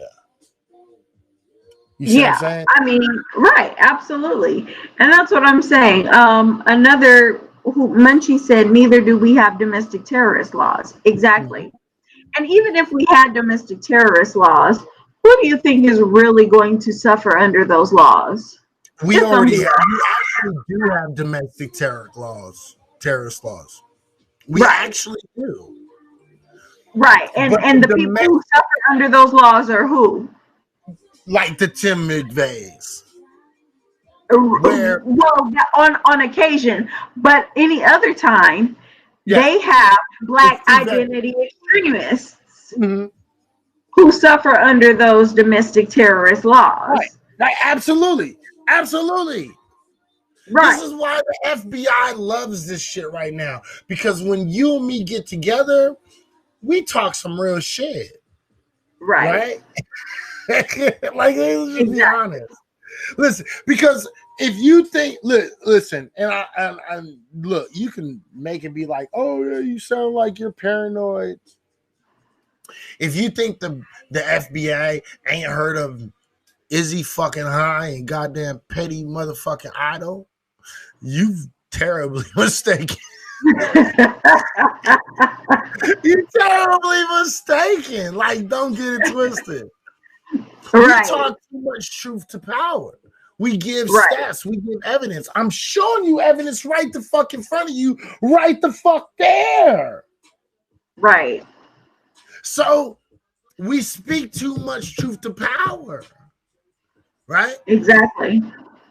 Yeah, it's too much to be ignored. Right. Too much to be ignored. But right now, what you have is a couple of motherfuckers watching you and me on Periscope. I got 0 people watching on Facebook, and I don't know how many people are watching on Haps because Haps doesn't show us exactly how many people are in the room, right? Right. So the thing is they're like, oh, okay, well, right now they're not making the impact that they were, but I promise you, what we're doing right now lays down the foundation of exactly what the fuck we always going to do in the future. You see what I'm saying? Because just like before, remember before we was getting people. Yeah. Right? We had thousands of people in a room. You're right. You know what I mean? We would hit 10,000, 20,000 motherfucking viewers in a night. You see what I'm saying? So they think we're silenced right now.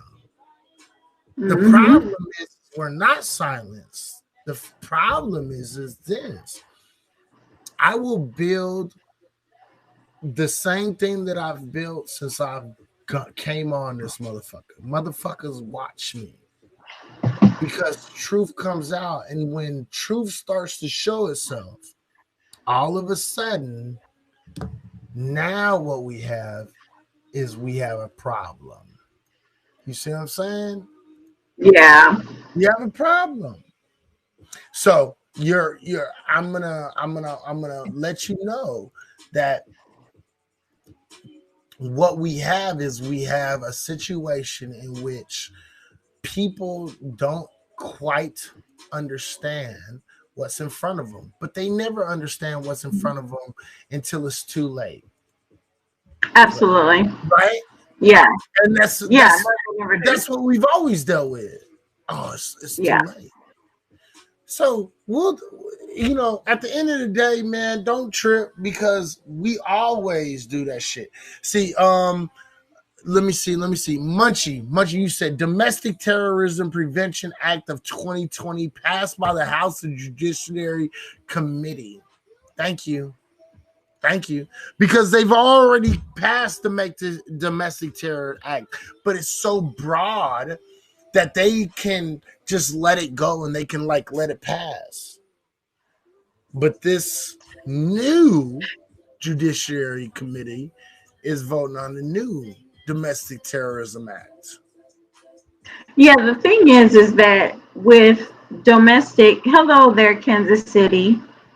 The thing is with the domestic terror idea, it's not something that our government or our media or anybody really took seriously, because it was only affecting Black people.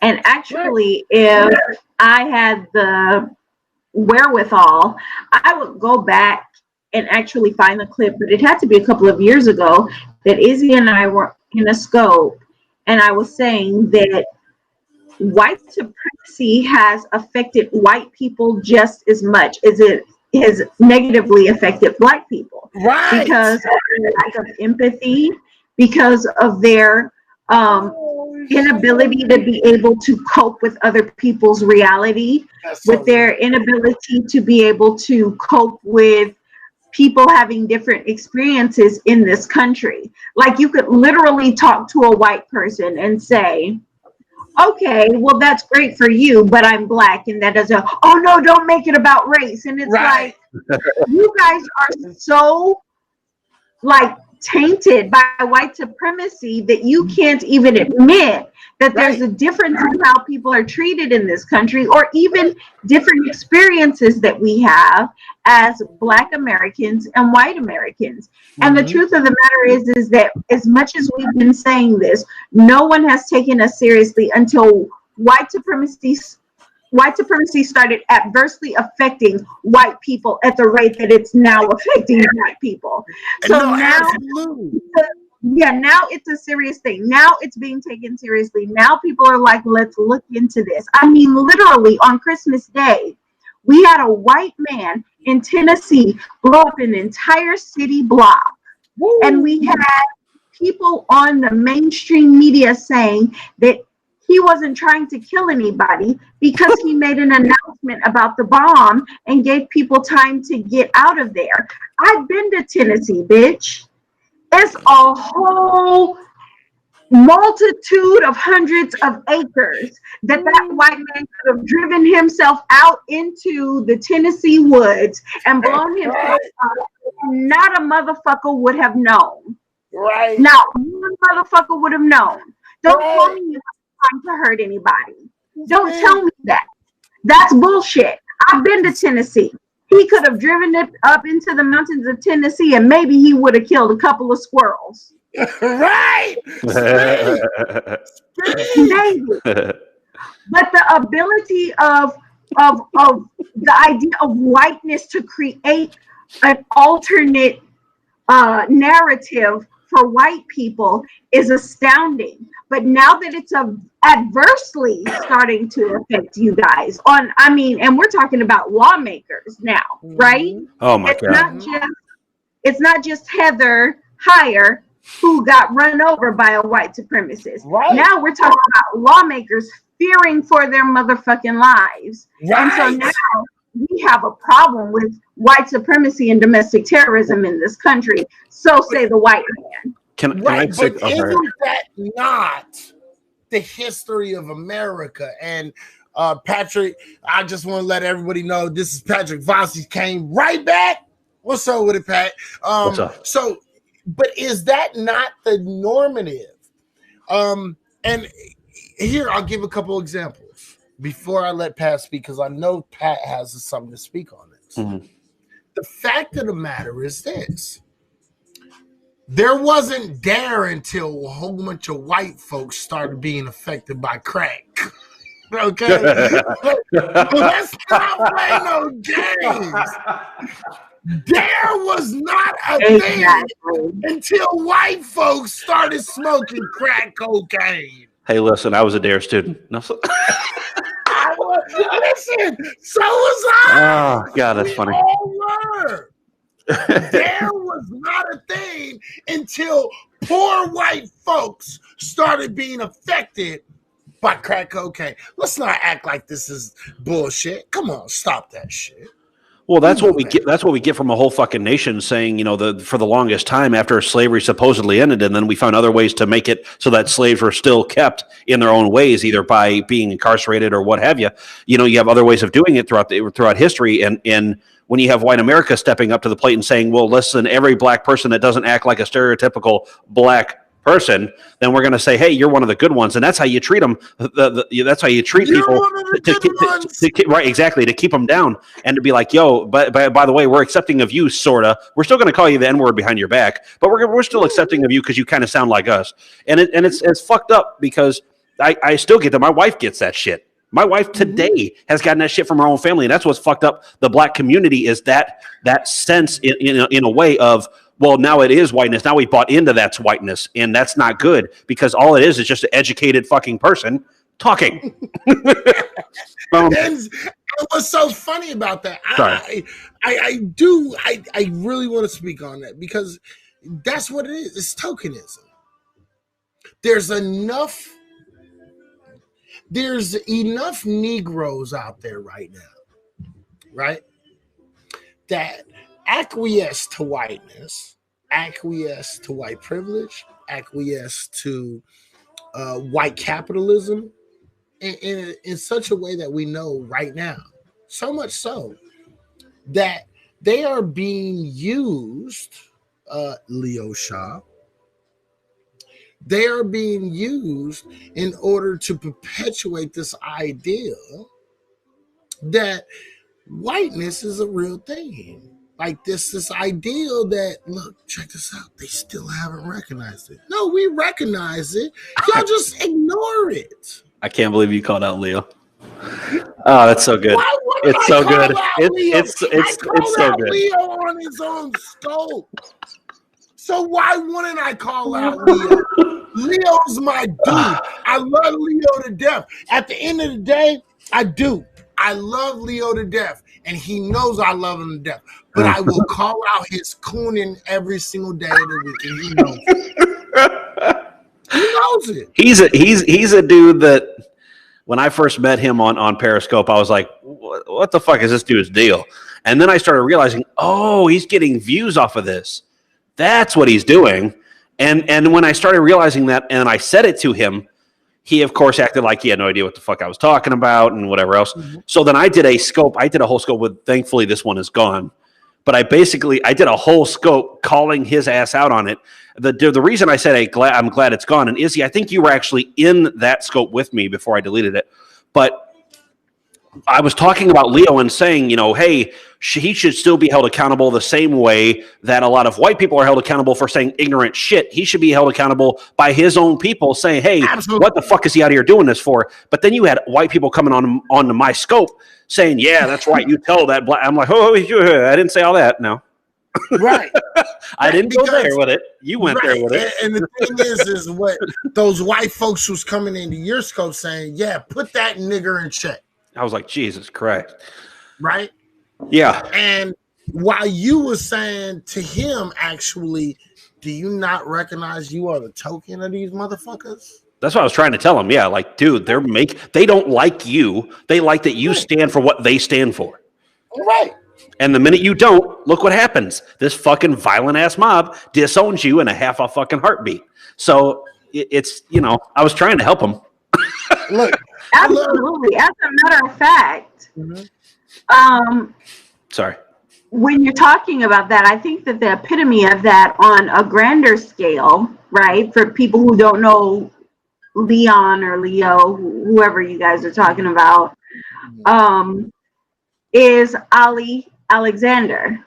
He's the guy who is now on the run, right, from the FBI because he was the head of this Stop the Steal campaign. Right.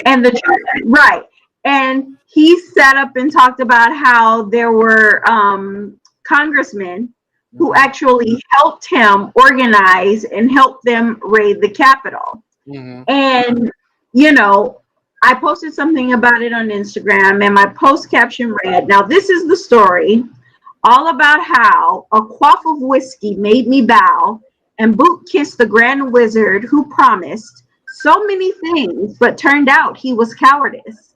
Now I'm in hiding with no money in tow. Welcome to this, the new nigger minstrel show. Ooh. Oh.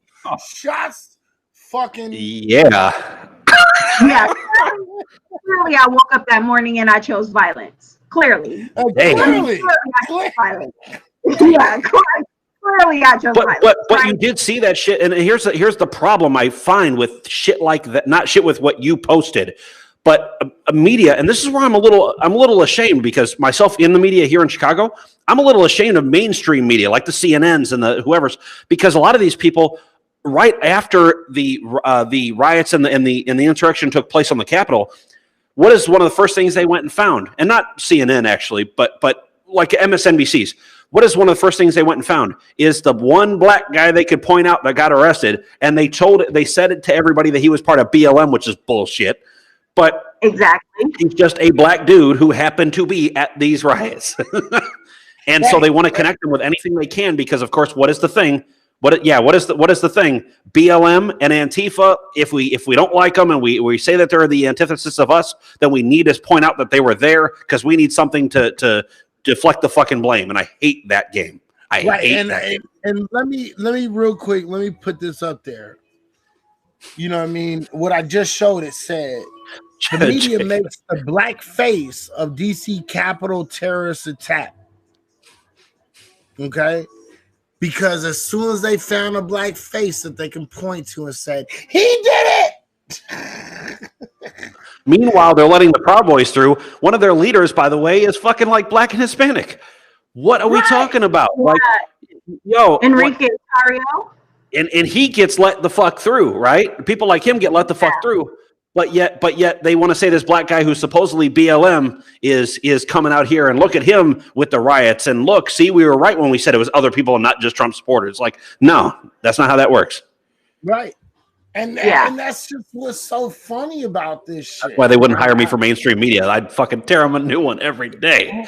Look, mainstream media does not want Negroes like me or Petty, and they damn sure don't want fucking Pat Voss, because at the end of the day, Pat Voss learns every single motherfucking day. You know what I mean? Even when he's wrong, he's open to being checked. Still learning, right? Still learning, right? Look, and just to put it in the brass tacks, the bottom of the barrel, just straight up understanding, Pat Voss is willing to be checked. So the thing is about things that he doesn't know. Correct. Correct.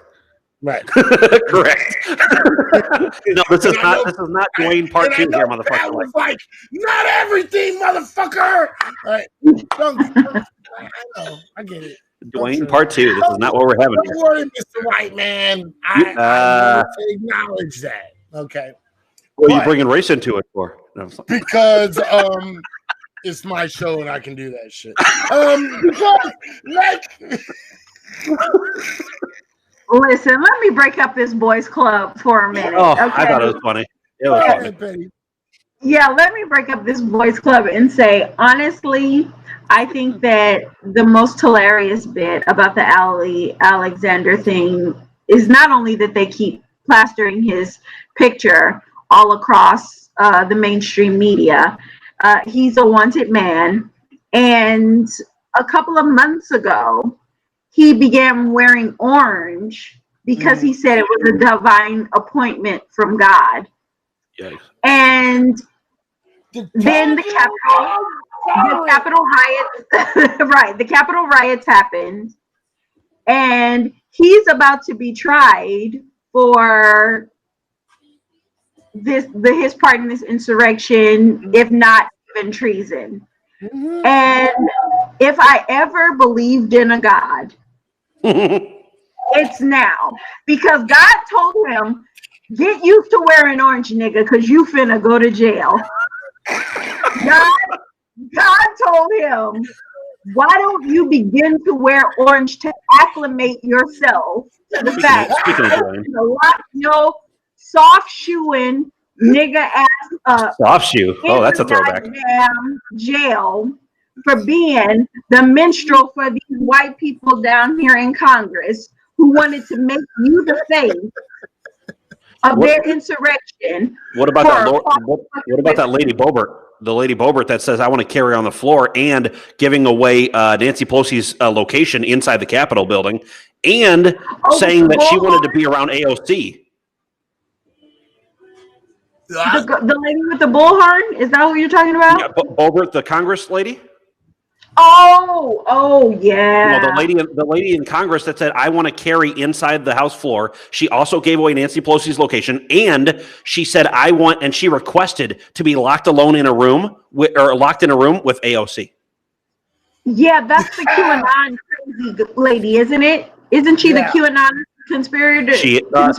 No, that's she's one of them. But the lady you're talking about is Marjorie Taylor Greene. Okay. Yep. Gotcha. Listen, she's also a fucking crack lad. Listen, at the end of the day, let's not play these bullshit games because I don't like bullshit games. At the end of the day, and I've been telling y'all motherfuckers this shit. They're gonna look for a motherfucking black face in order to fucking put this shit on the black face. And while all these white boys walk, the black face is going to take all responsibility for this shit. I promise you, all the black faces in this insurrection, this sedition, this traitorous domestic terrorist activity, it's going to be the black faces that take all of the motherfucking heat. That's fact. I'm really hoping not, but yes, you're correct.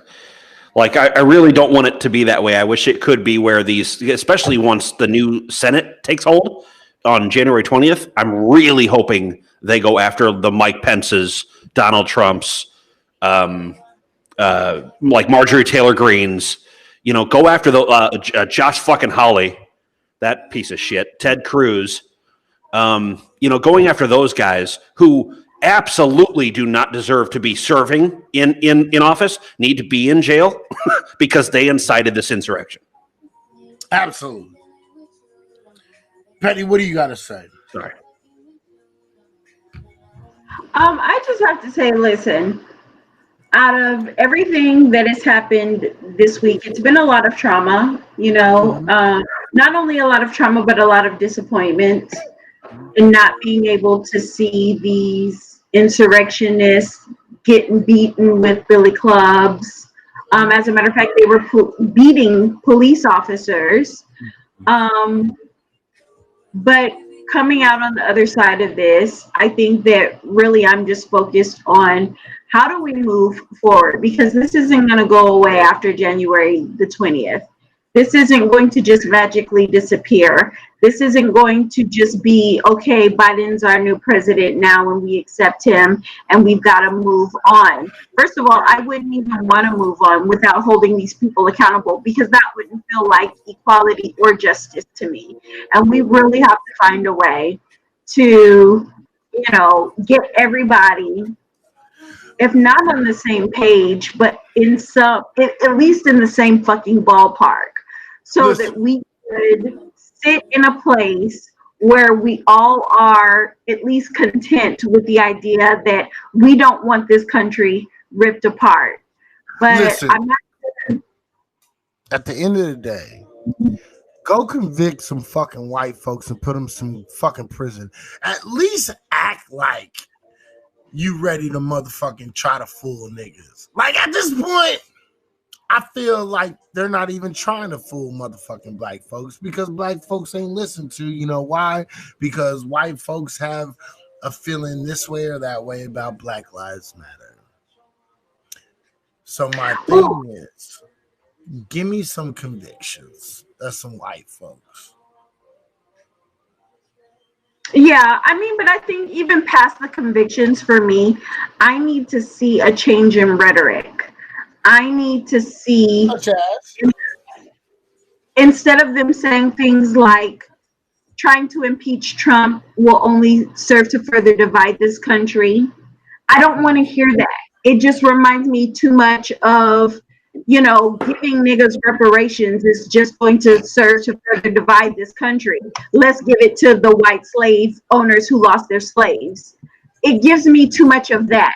Like, I need to be way past post-Civil War rhetoric, and that's all I'm hearing right now is, she lives up to her name for sure.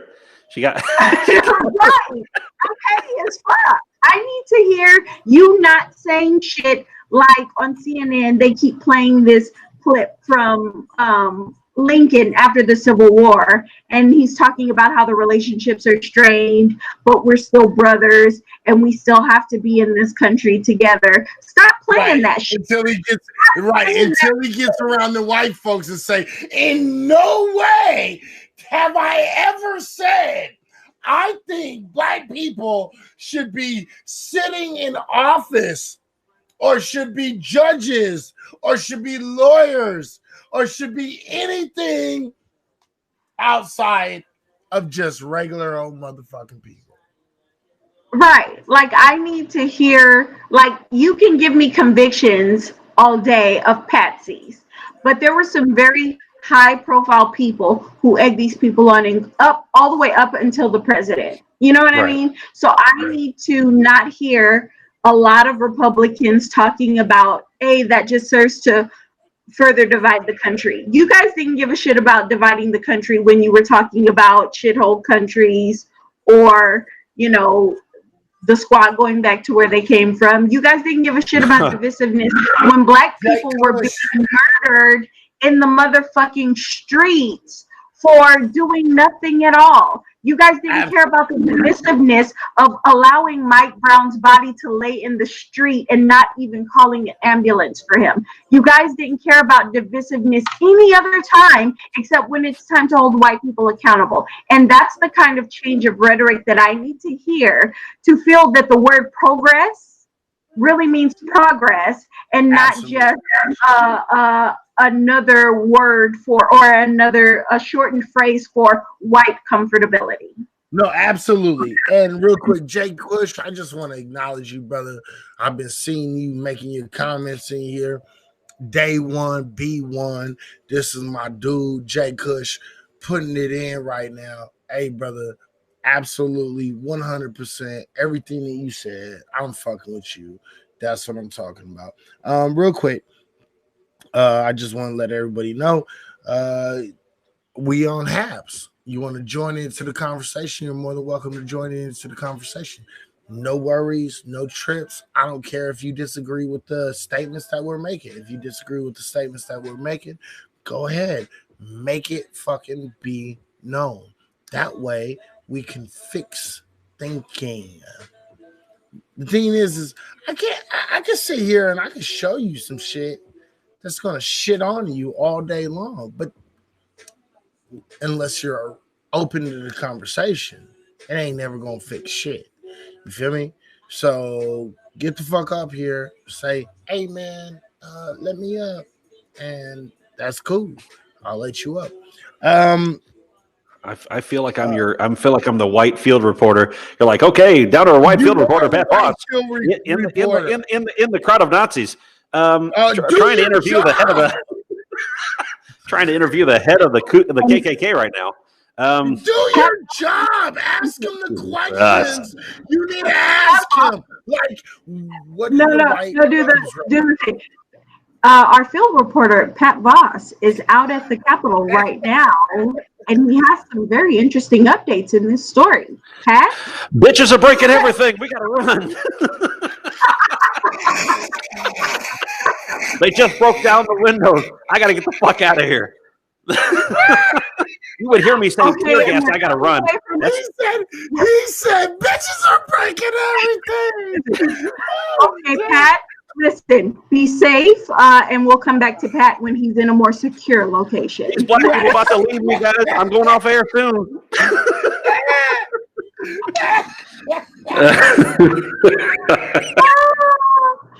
Hilarious. Hey, I'll be right back. I'm so dead. He's like, bitches are breaking everything. I'll be back when I can get to a safe location. Right. Jesus Christ.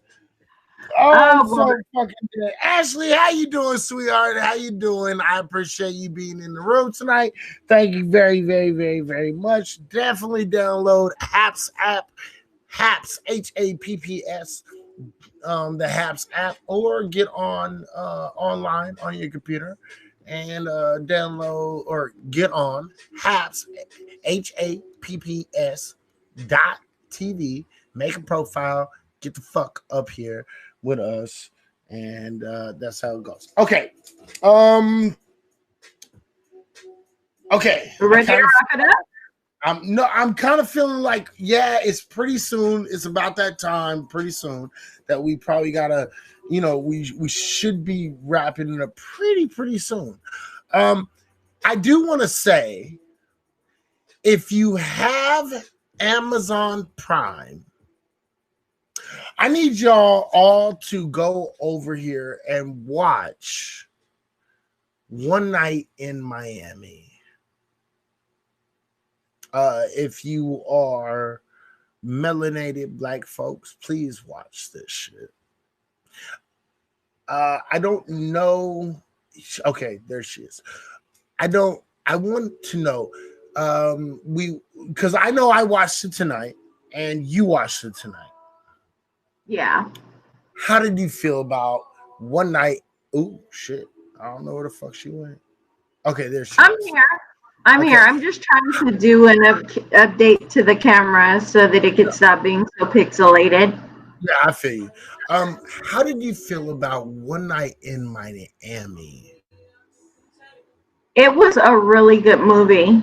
It really was. It was an amazing movie, and it was very interesting.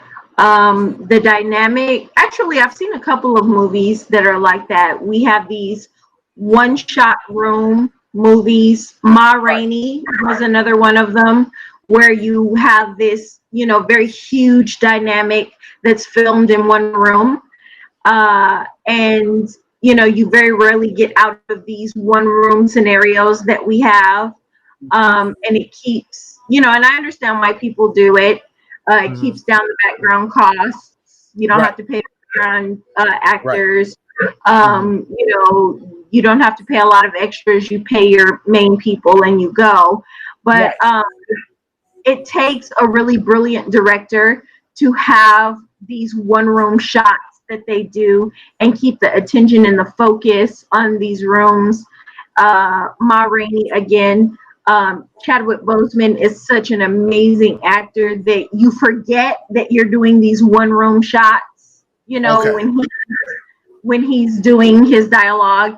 And likewise in Night in Miami, these actors that they have in it, including Leslie Odom Jr., they're just so dynamic that you forget that you're in one room you forget that you've been in this one room for quite a fucking while now. You know what I mean?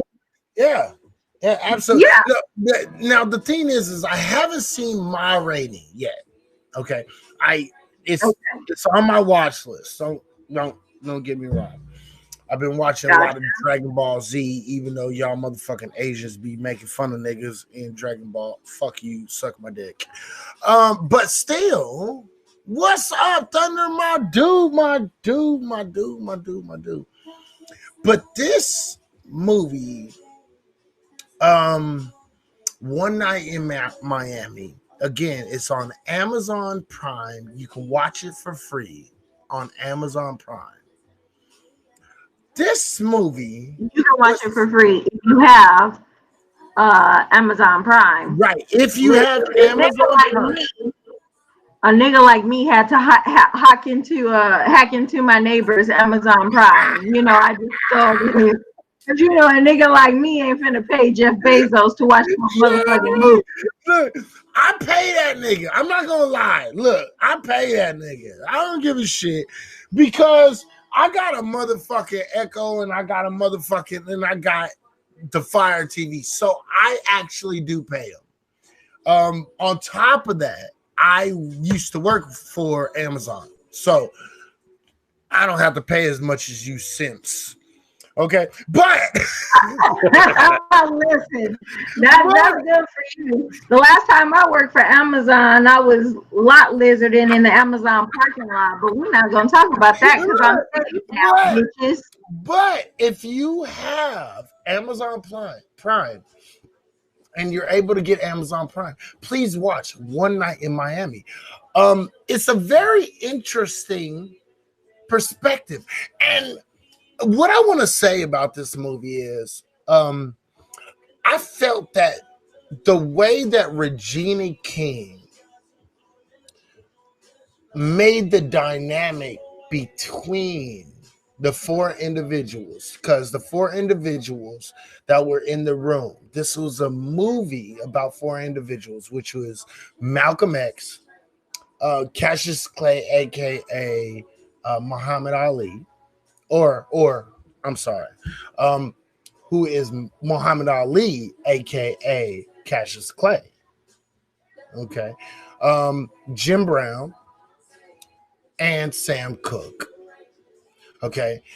And what it gave you is, I think that one of the things that really hit me on that movie is the way that they were able to be real with each other. Certain things might have started out as secrets, but it ended up coming out. And they were able to say, nah. And they were able to be so real with each other. This is the Black dynamic. I think this movie really shows a Black dynamic that is just powerful. How Black men can be real with other Black men. How Black, even, and it passes down because even Black women are real with Black women. And what it is it shows how real Black folks get with each other. You see what I'm saying? Because if you pay attention, one of the dynamics during the movie was Malcolm X being straight up real and giving them what was from the gut. It wasn't to hurt him. It hurt him at first, but he knew why it hurt him. To Sam Cooke, I felt that. That was one scene, like that whole dynamic between Malcolm X and Sam Cooke was a dynamic that I felt like deep down in my gut. You know what I mean? And I say this because I want you guys to understand that these two men have nothing but love for each other. But the love was shown in the ability to be real with each other. The ability to say, but look what you're doing. And the other one to be able to say, okay, I get that. But now look at it from my side. I liked the dynamic between the gentleman who played Malcolm X and Jim Brown. Oh man, I was stunned between when they were sitting down in the room and they were talking. Sam Cooke had left the room. If you haven't seen the movie, I'm not going to give you too much because I'm not going to give you what they said, but I'm going to give you the description of what happened. The dynamic between Jim Brown and Malcolm was deep.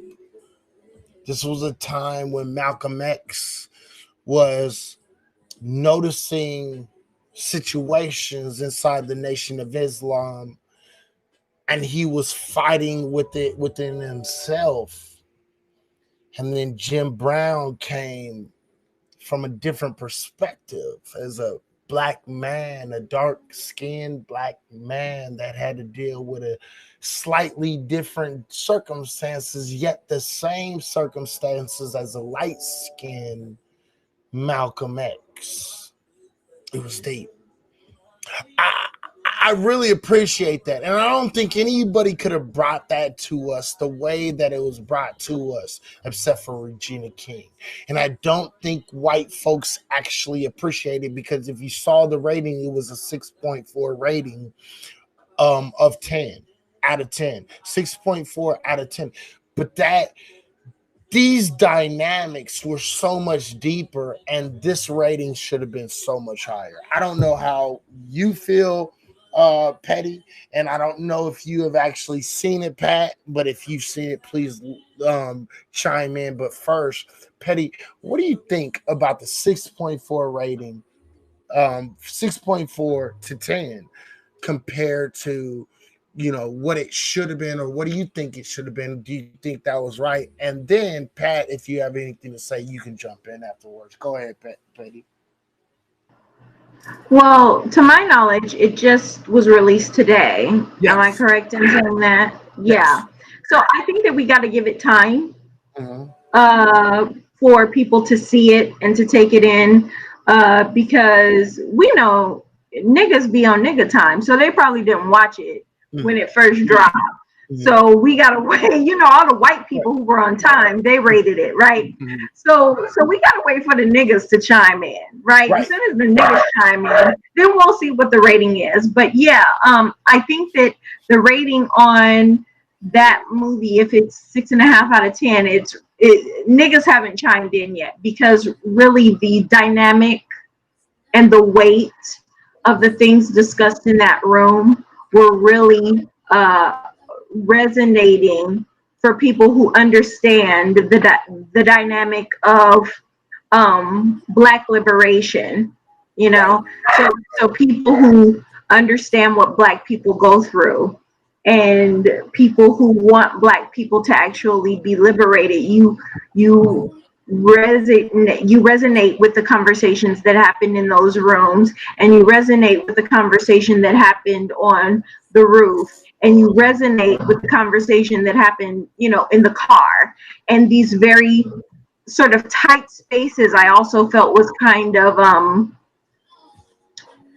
was very reminiscent of the feeling that we are shoved into these spaces. Yeah, we're shoved into these spaces together, whether we like it or not. I mean, because that's what it was. The idea of, you know, whether you are a Sam Cooke in the room, or whether you're a Malcolm X in the room, or whether you're Jim Brown in the room, or whether you are a Muhammad Ali in the room. We're all sort of shoved in these spaces together, and I think that the weight of that, and, you know, the difficulty of that is something that is really going to take a minute for people to soak in. So I think I would give it a minute before I judge the 6.5 rating, because again, niggas don't ever show up to nothing on time. Well, so we got to give niggas time to watch this movie. It's going to be a long weekend. You know what? I don't like that, because I watched it.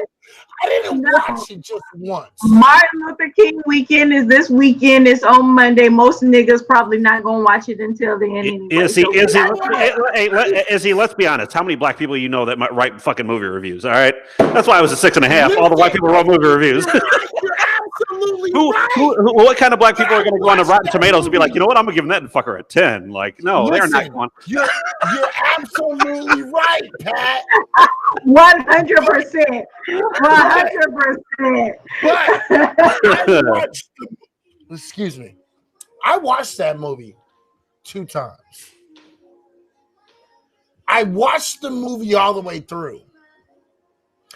The very first thing I did was I texted Petty and I said, do you have Amazon Prime? And she said, yeah. And I said, I just got done paying the homeless man for his password to Amazon Prime. Right? She did. So you see what I mean about movie reviews?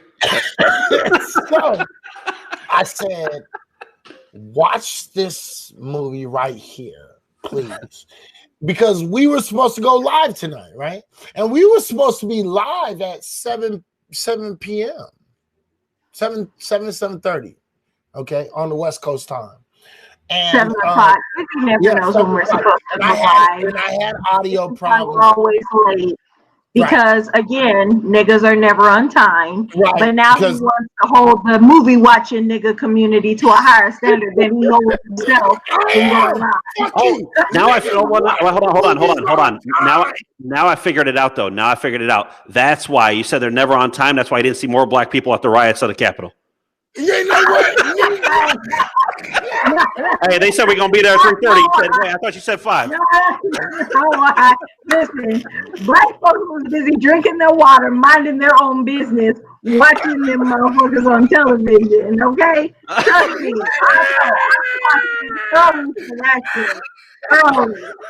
Listen, I told her, I said, watch this movie. And I just so happened to restart the movie because I said, I need to rewatch the beginning because I need to catch things that I missed, right?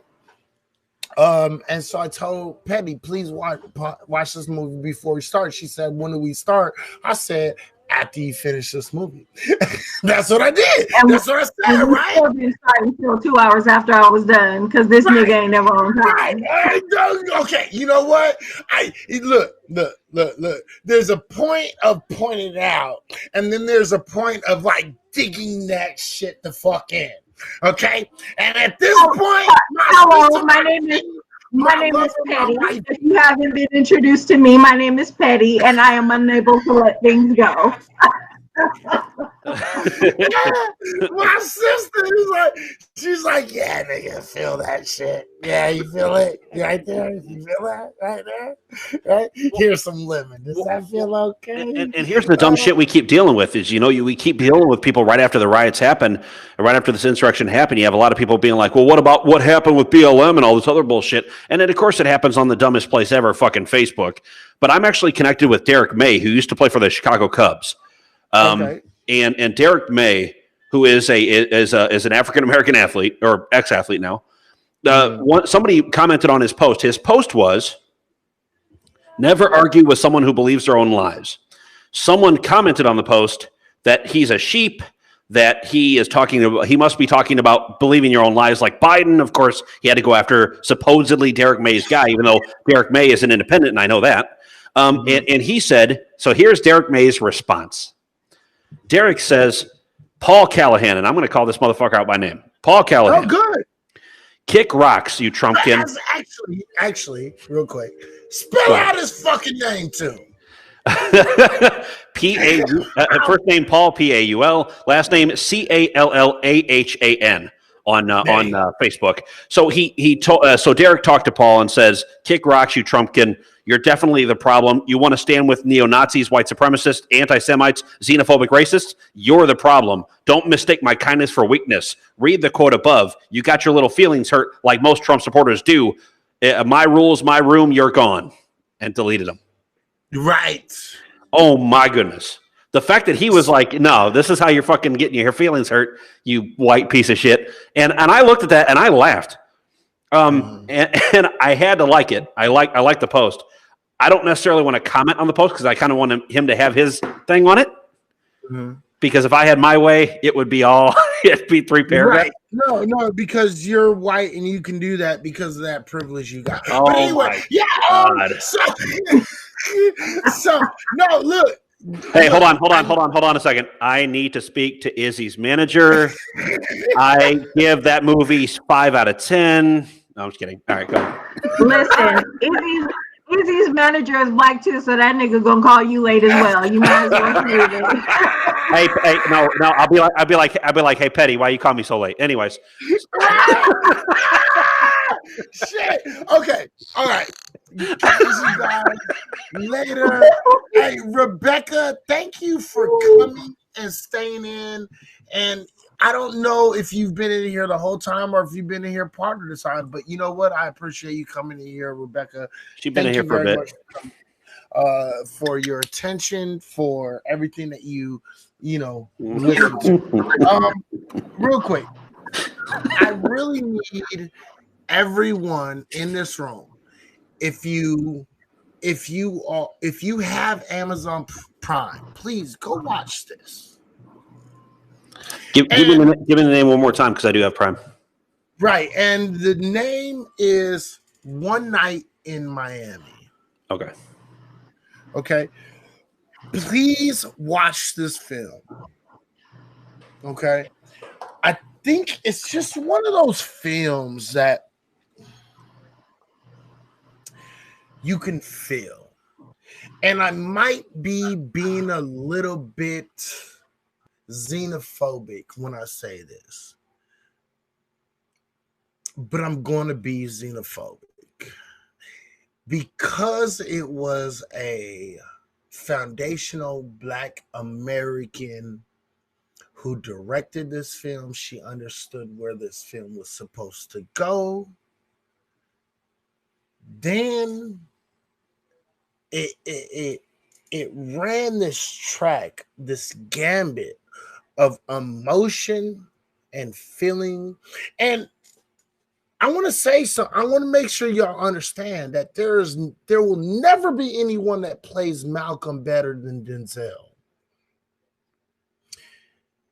But what these 4 gentlemen was able to do when they sat inside this hotel room and they did what the fuck they did, you run the gamut of emotion. You feel what they're talking about. You start to understand a little bit of the feeling and the different perspectives of Blackness. Understanding that Blackness is not a monolith, but it is based upon the individual. And it's a beautiful thing. I don't think anyone could have captured that outside of a foundational Black American person. And I think that Regina King captured that very, very well. And I really, I don't do this. You guys know I don't fucking promote shit I don't like. I really think, and I'm going to actually watch it again. You see what I'm saying? Because I don't watch shit in order to just promote it. I watch shit to dissect it.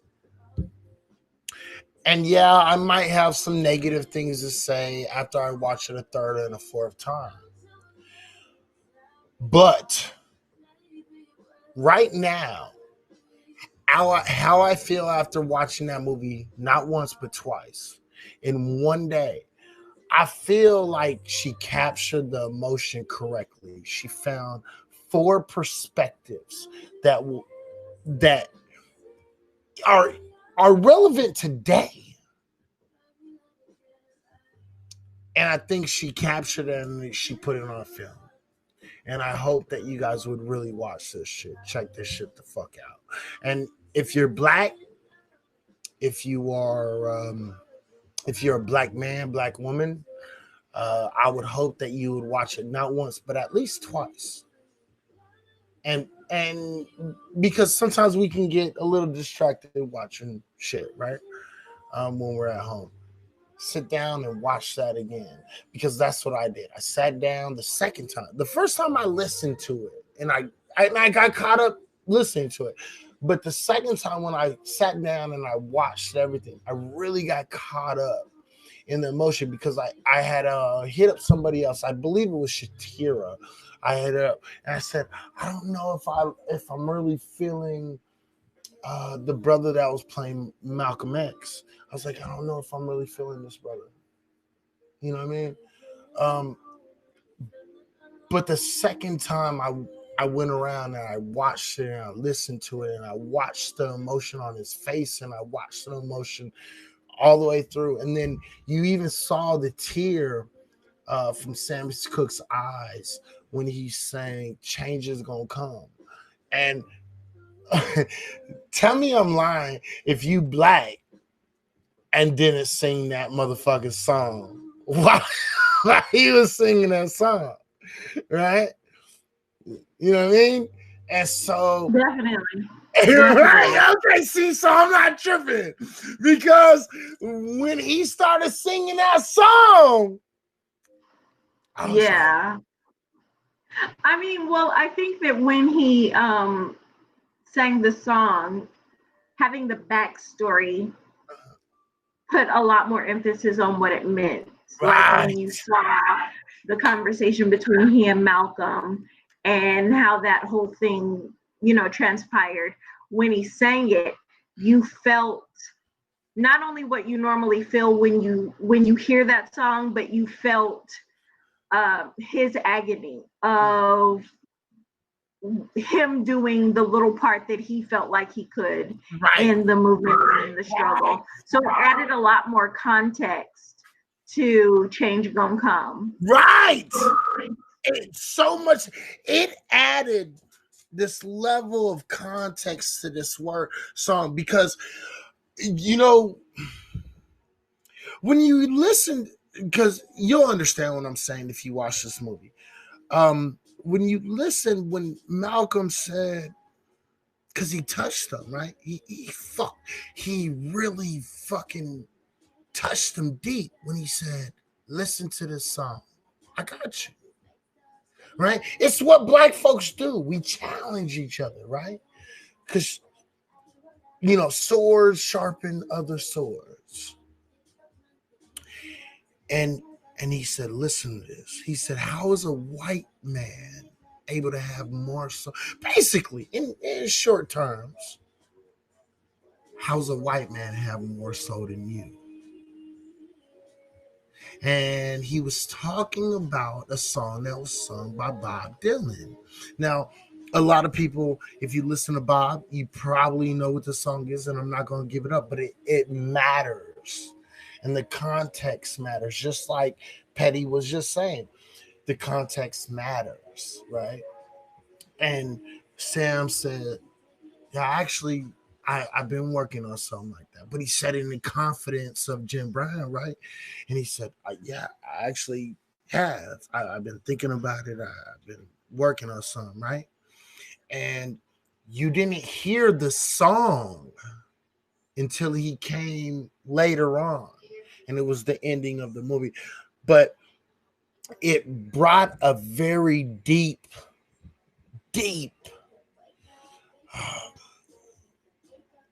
understanding, a better way of getting and understanding the song. And I actually got chills, not the first time. I got chills 2 times. I don't ever get chills watching movies. You know what I mean? But I got chills both times. And not only did I get chills both times, but I had to sing the song. I had to sing out loud you know what I mean? One of my kids came into my room and was like, "Dad, are you okay?" I had to sing the song. I had to, because I really believe it just seems so real. Now, I don't know if these conversations were the exact conversations, and I don't know if these are real, but what it did was it put everything in context for me, because it made it even that much more realer. And the fact that they were able to put, Regina King was able to put situations in which are happening today into a movie, that is based in of the past, that are quite literally reminiscence, and you can quite literally, as especially as a Black person, you can feel today. It bring a whole new different context to that song, and it just made me feel, that song made me feel that much better. It made me feel good. Well, that's why I like, and I haven't seen the movie, and I will watch it actually tonight when I get off of here. But if we're not, another one till 4 a.m., then I may watch it tomorrow. But for right now, watching this, like Ma Rainey's Black Bottom, if you haven't seen that with Chadwick Boseman, that to me is another one that to me shows in a way of Black experience that is still happening today. That is back from the Roaring 20s and so on, and trying to say, hey, this is what it was about, and here's how you get everyone's perspective that is Black, trying to make this record together, and what Chadwick Boseman was trying to make out of his life, even though he keeps supposedly getting held back and then actually held back, and so it's interesting to see the dynamic there. That movie to me was really, really nice. And I'm gonna have to watch that movie. But what I've noticed is this, that sorry, you're being able to see a dynamic, a whole new dynamic, like, because we've actually seen about 4 movies like this, and the very first movie was a movie of a Black woman with a white man. I can't remember the name of the movie off the top of my head. And it was also based upon a play. It was a Black woman, a white male that had a mixed son. Oh, the police station one. Right. Yeah, that was fucking amazing. What was that movie called? Oh, I'll look it up. Go ahead, keep talking. Please look it up. Okay. And this was the first time they ever actually tried this. Who was the female actress? Who was that again? That was because I can look it up by her IMDb. Yeah, I'm drawing a blank, but she played in Scandal. Oh, Kerry Washington. Thank you. Okay, I'll be right back. You guys go ahead. And right, look for that movie. Please give me the name of that movie, because that was the first, and a lot of people shit on that movie. And don't get me wrong, because if you saw it in the play, right? If you saw it in the play, American Son. Thank you. Oh, that's the one. Just as I fucking found it. God damn it! I went away from the screen. Who's got the speedy finger? Listen, us white people are used to being in front. Okay, so I wasn't expecting this. Who's got the speedy yeah, fingers? no, but even you got with it. The nails, I out-typed you. Right. You out-Shonded me with the nails. So you did the with the Family Guy. Yes, no, I can talk. I'm not busy. Right. No, but that was great though. American Son. Yeah. American Son. That was the name of it. And I knew as soon as I heard the name, I would She know. got me. But yes, American Son was the first one. But what it does is shows the dynamic between Black folks. And this is why I think Black folks should be getting more. I disagree with that though. Fences. Why? Fences did a good job of that. Oh, well, okay. With Denzel. Yeah. Fences is a classic in the Black community. Fences was fantastic. Fences is something that doesn't even need to be brought up. Oh, sorry, my bad. Okay. And the thing is it can totally be brought up. It could be brought up. Well, it could. It could. Well, my white ass just saw it a little while ago. Okay, so I. Oh, so it's a great movie. Newbie. I'm a newbie on Fences. I had seen it on Broadway. Oh, okay. See, I didn't see it on Broadway, but I saw Fences on TV, but it was sent to me and I was able to watch it. Okay, it was sent to me on DVD. And it was a Denzel Washington version. It had Denzel Washington playing on that play. So you're absolutely right. Fences was the first. Okay. Then you had American Son. And now you have this new movie, Once in Miami, which I don't know what it is. Is it once or one time? It's once, right? One Night in Miami. One Night in Miami. Thank you. Okay. So you have these three pictures. And I think these are very deep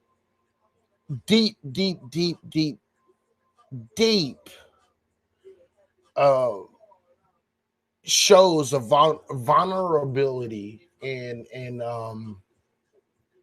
the Black consciousness, and that I don't think that white folks is recognizing or seeing, but it's because of the experience of white folks in this country today.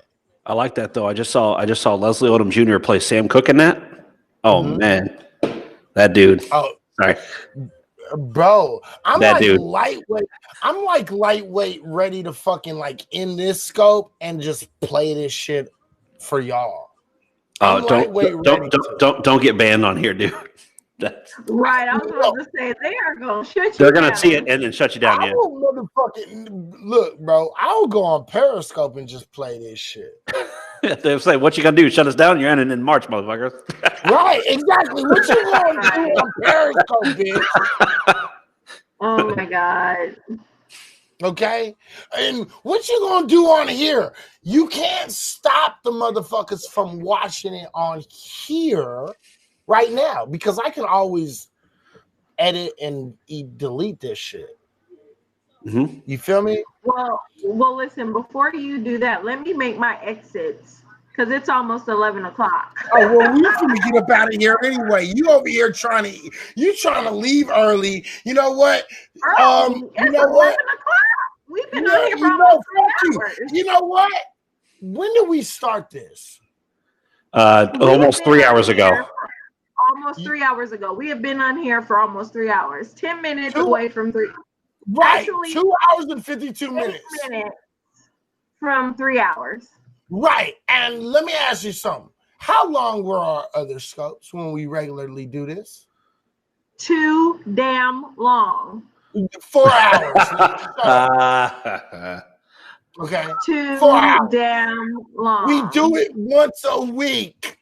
It's 4 hours. See, the thing is, for the atheist scope from you, was it yesterday? The only reason I stayed on longer is because he goes, "Oh, you're going to dip out early," and I'm like, "Yeah, well, motherfucker, I'm tired." But at the same time, see, I got lucky because then Dwayne decided to bring his ass up on here, and then it was all over. Then I stayed on for a long time.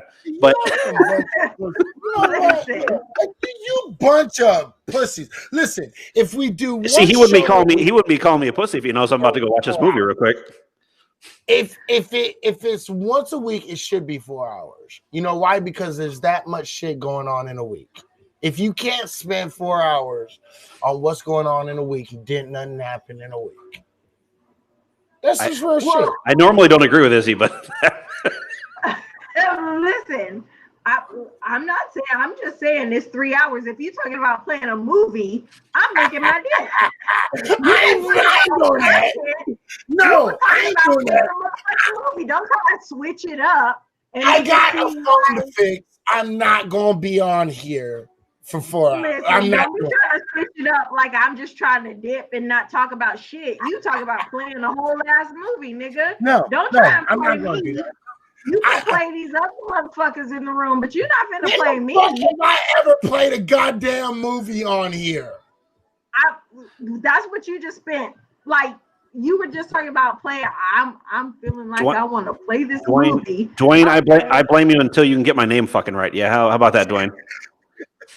Not no double T, motherfucker. Like Jesus At Christ. the end of the day, I want y'all to understand. Like, I want to play this movie on here, but I'm not going to, because I want you guys to go find it. I want you guys to go watch it. I want you guys to sit down, have a drink, put on a candle, turn off the lights, and pay attention. You just made it sexy. No, listen. Turn them off. I know you perverted motherfuckers is thinking some weird shit. I'm just saying, you made it sexy. I didn't make it sexy. Talk about turn off the lights, light some candles, getting your drawers. You didn't have to say all that. I'm just saying. You know what? You can kiss my ass. You can kiss my ass. Drinking some water. Hey, get out the lotion and get ready for one night in Miami.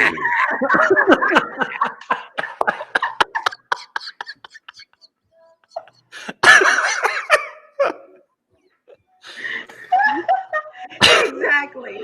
I had to do it one time. I had it right there. No, I'm not talking about that. What I'm talking about. Turn off the lights, light a candle. Wait, shut up, Pat. Turn them off. Yo, talking about bald headed. Talk about yourself. I am bald headed. Okay. That part. Okay. Now listen. I'm not talking about get sexy time. Okay. I'm talking about turn off the lights, get everything that you need, and sit down and pay attention to what's in front of you. That's what I said. The lotion. You know what, you weirdo fuck. I swear to God, it's not hey, baby, grab the jerkins. Right here. It's always these white fucking people right there, right there, there. Okay. Listen, we took over we took our capital back, and now we're taking over the streams. And right. I was just about to say, this is Pat's own insurrection right now. Right. This is a insurrection. This is absolutely a Pat insurrection. Okay. Hell Look no. here, you buzz cut ass pink motherfucker. Look, don't listen to him.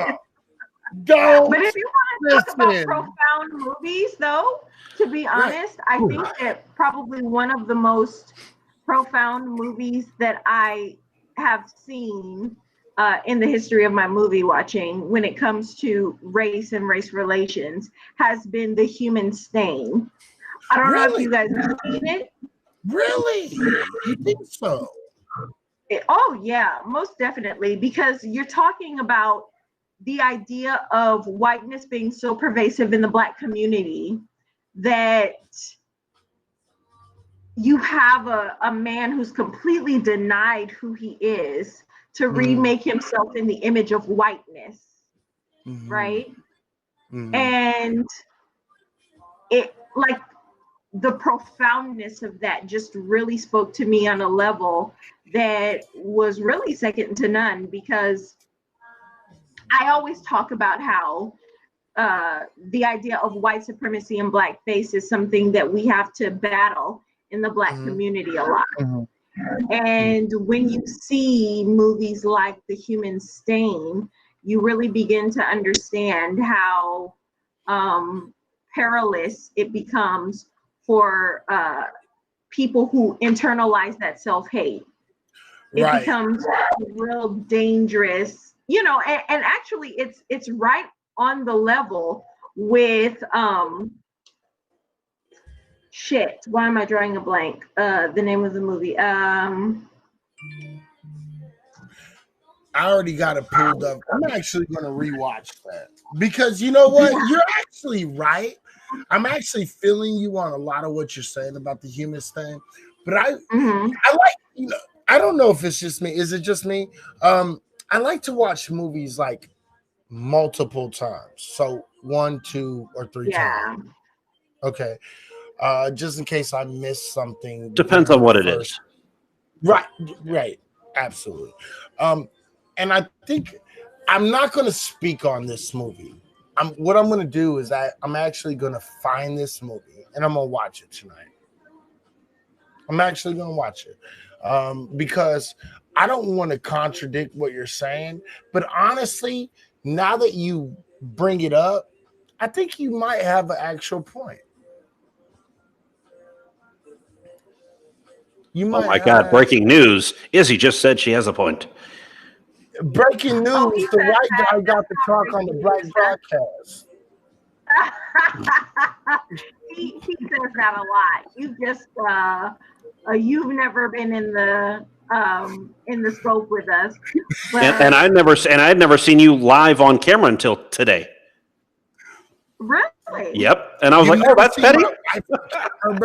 That's my wife. Do you not understand? We're going to have babies. Well, ho. Before he goes and says that, what happened to Raina?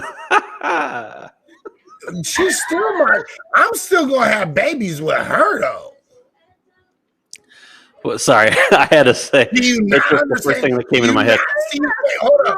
Just in case you don't see this shit, look at the genetics of that woman right there. Hey, listen. They call me the CB King, okay? You know what that stands for. Anyways, I'm just saying. Look at the genetics of that woman. Okay. Yeah, no, she is beautiful. Absolutely. Okay, no, Petty, you are definitely gorgeous. So I will say that. Look at the genetics of that woman, and we're gonna have Dude, your babies are gonna do the most amount of shit talking you've ever heard in your life when they're little kids. The mix of y'all two together, oh my God. Listen, because here at the end of the day, me and Petty don't have to be together in order to agree on the way these motherfuckers will came up. Me and Petty's kids would be the most militant and real kids in the future generation coming up. I don't give two shits. Suck my dick. You don't like it. I don't give a shit. Oh wow, that was very aggressive. Yeah, very aggressive. He just didn't like the he just didn't like the cock block, is what it is. He didn't like you throwing salt in his game. Yeah, he did not like that cock block at all. He was like, "Yo, this white dude is trying to do it again." So. Yeah, you know what? Fuck you, suck my dick, and my black kids will be the most unapologetically black kids talking about cute wedding. Fuck. Oh my God. Talking about my daughter can't hang out with Izzy's kids no more. So. Listen, right? Back to what I was saying. The Human Stain is probably on the same level of the movie Imitation of Life. Okay. And it gave me the real sort of dilemma of what happens when Black people internalize self-hate, when they internalize white supremacy, when they internalize the idea of whiteness, So, I mean, when you're talking about profound movies, I think that has to go on the list of must watch. Imitation of Life, One Night in Miami, The Human Stain. Those are really, and none of them are, this ridiculous slave porn that, Oh, I love how you said that shit. She said like the slave porn. I love that shit. It's slave porn. Like they get off on having people as slaves in this whole era. Like there was no other great things that Black Americans did but be slaves. I'm with you. Although that what was that? What was that one movie though that came out? Janelle Monáe was in it. Slave porn. Who cares? No, but that shit was crazy though. Which one? What was it? The name Antebellum? Antebellum. Yes, Antebellum. Antebellum was fucking nuts, though. Wait, is it a TV show? No, it's a movie. No, it's a movie, and it was produced by the guy who did Get Out, Jordan Peele. And it did have a and I don't want to say anything about it because I don't know if Izzy is going to watch it or not, but I'm going to watch it now. But when you see it, it's just at first you get a feeling because what the previews and the trailers for this were very, very fucking misleading. I'll just say that they're very misleading. But then when you watch it and you're like, okay, well, this is what you're doing. Okay, we're back in the days of slavery, and this is what's going on, and then you start to realize real quick, you're like, wait, something's not right here. Yeah, and that's the thing that was the most interesting to me, because Antebellum, even though it was such a fucking good movie, it was absolutely slave porn. Well, I mean, I get where you're coming from, but at the same time, it was such a good movie. It was slave porn, because when you realize what is actually wrong with that movie, like when you get to the end and realize what the fuck it is, right? There's no denying that it's slave porn. Now, when you say slave porn, can you kind of elaborate on that for me for a second? Because you guys talk real quick. I will be right. Okay, because and I hate to say it like this, but this is the informal white person hour. No, I'm just kidding. But when you say slave porn, what do you what do you mean by that? So slave porn is this idea of showing Black people as subservient or slaves to white people, where they get to take advantage of Black people in any way that they want to. This is not about, it's never about the master who treats his slaves well. It's always about the mistreating of Black women, of Black bodies, to the advantage of some white man, never the white woman, always to some white man who wants to have his way with a Black woman. That's what I call slave porn. So like Django Unchained. Yes. Okay. Slave porn. So exactly. I'd never heard that come up before, but at the same time, I'll say, like, some of those movies, though, and the way that they shot them, and the reason why I like them, and I liked Django, and I liked Antebellum, and I don't want to say this because Izzy, I don't want him to watch this broadcast and see like the end of Antebellum, but the end of Antebellum, or when it's getting near the end and the revenge, I'm like, holy shit, let's go. Like, even I was excited, like, let's go. But you get, and this is why I call it slave porn, because you get 5 minutes of revenge and 180 minutes of abusing of Black bodies. Okay, I get that then. That makes sense. Okay. Yeah. Showing it as their only history. Right, exactly. And that's the thing that, like, with Antebellum, it was absolutely slave porn with 12 years of slave porn. All of this stuff it shows white men ravaging Black women and having their way with them. And in Antebellum, you find out that we're not even in antebellum times. Oh my God. Like, the idea of recreating that shows you how addicted to slave porn they are.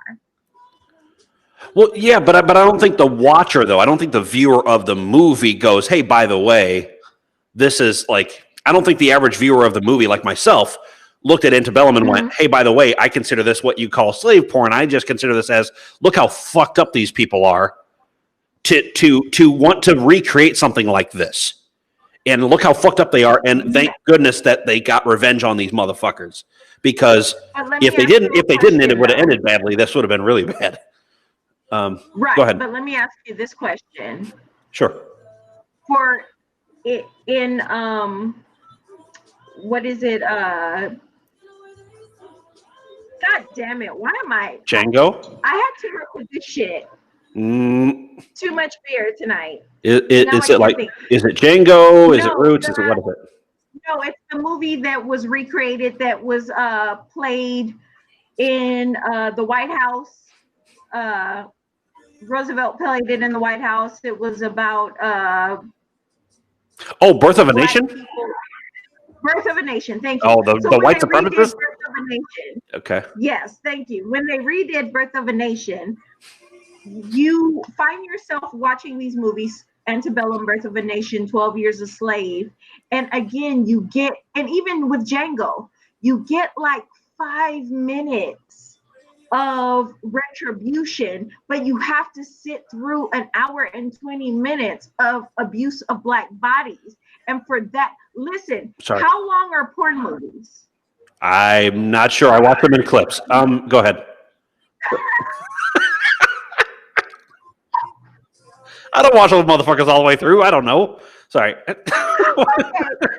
Usually a porn movie is going to be about 60 minutes long. Okay? Okay. About 60 minutes long. And the money shot is they're going to give you a good 1 to 3 minutes of money shot. And so you're sitting through all of this shit, right?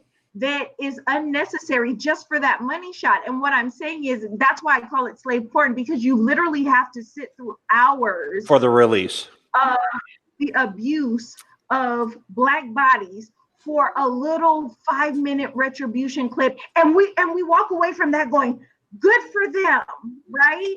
Because they got their revenge. And Correct. It's like, so we sat through all of this for 5 minutes. Well, like, you didn't even make the movie worth the revenge that they got. So I'll say it like this then. Black audiences and white audiences see it two different ways. And I'll say that like that because, and now I'm starting to get this. And now please don't blame me for what I'm about to say next. But I now I'm understanding what you mean by slave porn. But on top of that, I would say that Django Unchained was made for white audiences.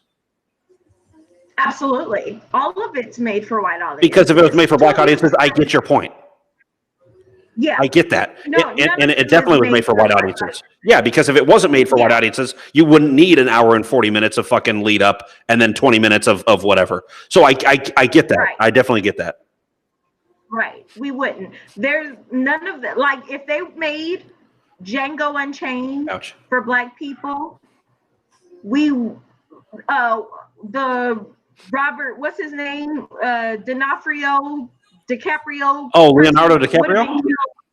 Yes. His character would have been dead in the first 5 minutes, followed by the Samuel L. Jackson character. If they made it for niggas, first 5 minutes. Well, I'm not going to repeat what you just said, but if they, if they made it for Black people, I would say that, so what Izzy and I have talked about before was like I'm blanking. Not Jamaican rebellion. What was the rebellion? It was not Trinidad. What was the Haitian? Yeah, the Haitian rebellion. Okay, yeah, where the slaves killed the masters. They killed and they took over. Yeah, and so I would feel that it would be more of a movie in that style. Right. Then it would start early. The rebellion would start early on in the movie and last for the entirety of the movie if it was made for Black people. I understand that. Yes, and that's why I call it slave porn, because it's always, you sit through the brutalization of Black bodies and we'll reward you with a tiny little clip of Black people getting retribution, and you're going to accept that and you're going to be happy. If you want to make a movie for me, bitch, make a movie about Mansa Musa. If you want to make a movie for me, make a movie about, like you said, the Haitian rebellion. Richest man in Africa. Right. If you want to make a movie for me, make it about Gaspar Yanga. No, that I'll have to look into, but go ahead. Yeah, like literally, you are going to have to make movies that are about people who, didn't have the brutalization of their bodies happening over and over again, and then they rose up. Show me the uprising. Show me that part. Anything else is going to be slave porn. That's kind of why I think that the reaction. Oh, I'm echoing hard right now. But that's why I think that that Black Panther was so well received by audiences, is because it showed Black people in not being brutalized. They're the ones that are technology moguls. They're the ones that are the leading forefront of everything from the beginning of the movie. Like, that's what they are. Yeah. And I get that. I agree with you as far as saying make better movies that actually show what was I going to say? Like productive pluses all over that. What African? I almost said African American, but you know what I mean. African descendants and African people, what they have gone through and what they gave to the world itself, because that would actually be very interesting to see it from from that different, the actual perspective prior to brutalization, which was this is how they ruled over the land. This is how they actually had bigger exports than you've ever fucking seen in your life. This is how architecture was stolen from them because they're the ones who made it first. That would actually be a great movie to make. I'm not sure who would make that, but I hope someone. Yeah, my white ass isn't going to step up and be like, "Hey, guess what I'm making?" Right. And the thing is that they should. We need to have the capital to be able to make those movies. We really do. We have to be able to be given the free press to make those movies, because I know people. Before I became a paralegal, I was actually a public relations expert in Hollywood. I had clients who were entertainers, actors, actresses, and things like that. So I know that there has been opportunities for those movies to be made, but they always get rejected because it's, oh, well, they're not going to understand this. You have to, give more context. We don't need more context to why we are beating these racist ass. We don't need context to that. Right. By the way, can I say something to Avostar? It doesn't matter at this point when you're talking about Black Panther and black technology being the forefront and they're the ones making all the advances. It doesn't matter that it came from the mind of fucking Stan Lee. It doesn't. At that point, I don't think it does. I mean, I get it. Everybody wants it to be, well, black people came up with the black ideas, came up with the black. Okay, I get that. But eventually you're going to have to stay hating on Stan Lee for fucking creating Black Panther, because without Stan Lee, honestly, no one would have Black Panther. They wouldn't. Because it would have come from someone who wasn't taken as seriously, and I hate to say it like that, but as you were just saying about in Hollywood, how those movie ideas weren't taken as seriously, exactly what would have happened to the storyline of Black Panther had it been an African-American writing it back in the day of Stan Lee writing it. Because they didn't take it seriously they didn't take Black Panther seriously until they didn't take Black Panther seriously, at all. The only time they took Black Panther seriously is until that movie came out. Well, that's not what I'm saying. Like, comic book fans were still fans of Black Panther prior to that coming out. Yeah, well, yeah. So, and that's what I'm saying is it didn't matter to me that it came from Stan Lee, because eventually when it made its way down the line, and it did, and it was with Chadwick Boseman and the rest of the cast, and Denai Guerrera, I'm not sure how to say her last name, but the one from Walking Dead that also was in there. The fact that they finally got to be cast in it, and then it was made, and it wasn't Stan Lee who made that film, obviously, but it was made. I like that it was made because it did bring to the forefront and say, listen, this has been in the comic book series for years. This has been in the comic book fucking universe for years, this kind of shit. And now finally it's making a turn onto the big screen. And I did like that. No, I did too. Yeah, absolutely. And I think that the idea of what Avostar was saying, he says, I'm not hating on Stan, just want Black imagination. I feel that from a very different point of view. I'm really happy that Black Panther was made, and I'm very, very happy that we had little Black boys who had a superhero to look up to, and they could be the Black Panther and they could play. But again, Black imagination would have made that movie a bit more, I guess, conflicting. Because it was Black. Wait. What do you mean by Black imagination? Explain that to me. Because it was Black produced and directed, was it not? Right. It was Black produced and directed. Right. But what I'm saying is that the idea of having this Black Panther character sort of being detached from his responsibility to the Black community, I don't think that came from the mind of anybody other than Stan Lee. Okay. And I could be wrong. Okay. But I see that. And you see what I mean? No, I actually do get it, because when you're talking about Black Panther, we have to always remember it was Stan Lee who originally brought it. Ta-Nehisi Coates actually is what made it what it was and made the history. And he was given free reign when he was creating the Black Panther lore.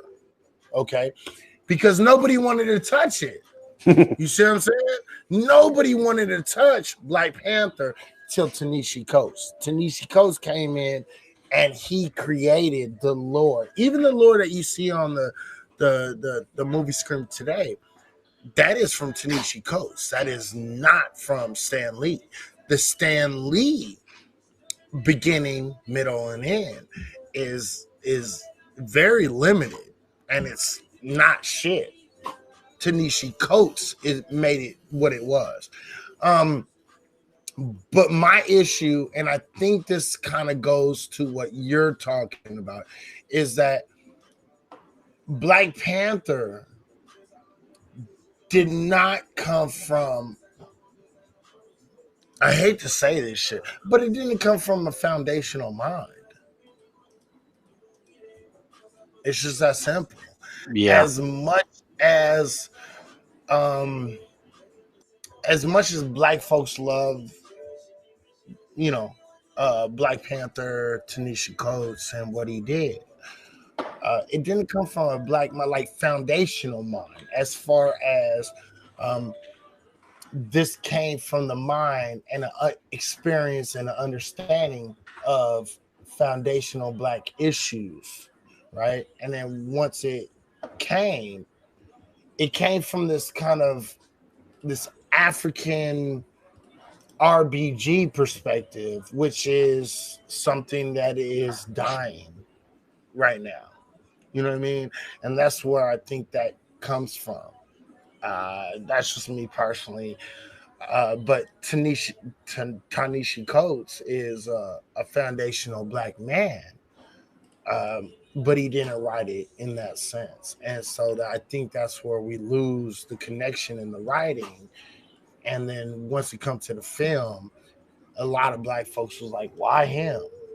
Because to be completely honest, if you really want to look at the history of comics and superheroes, a Luke Cage actually would have been a more, should have been a more substantial situation. He was a Black man, foundational Black American.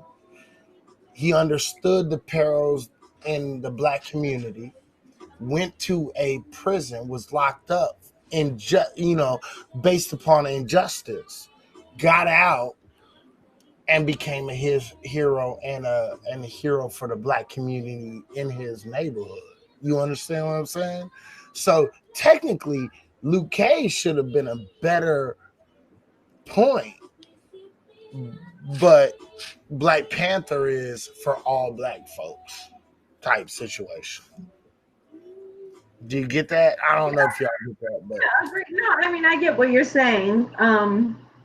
But again, like I feel like Black imagination would have had him. I mean, like literally, the person who was supposed to be the villain. Mm-hmm. And if you ask any Black person or any forward-thinking Black person, they're going to tell you that movie didn't have a villain. Because of course it didn't. There was right. So there was no villain in the movie. So well, the one dude that got shot by Killmonger in the Australian guy. Yeah. Okay. He was really the only one. But yeah. Yeah, the only villain. But the idea that Killmonger had to actually explain to the Black Panther how his neglect actually hurt his community and the people who were left behind, it just feels very Black people explaining to white people what's wrong in this country. You know what I mean? Well, but instead of explaining it to a white person, you're explaining it to another Black person, and it didn't feel authentic to me. Well, think of it in the realm of Fresh Prince of Bel-Air. Think of it in that realm. So if you think of it in that realm, and I'll say what I'm thinking on this.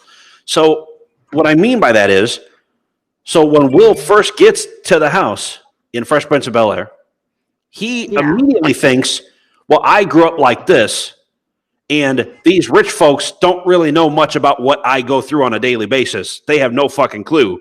And I felt the same way when I was hearing Killmonger explain to T'Challa how he was neglecting the people in his area, because it was the king himself before T'Challa that was keeping T'Challa fucking that rich, sheltered life almost. And he didn't really get to see a lot of that outside of, I kind of go back and forth from time to time, because at the time it was just, oh, we go there undercover and we're there at the United Nations summits and shit. So that's kind of the feeling I got, was like a Fresh Prince of Bel-Air, Killmonger is fucking Will Smith, and his other family that's in the nice house is T'Challa, actually, in a way. Okay, I can see that.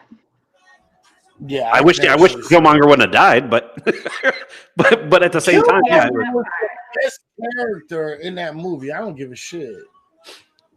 Yeah, and I mean, I kind of feel like he had to die, because but he'll be in part 2.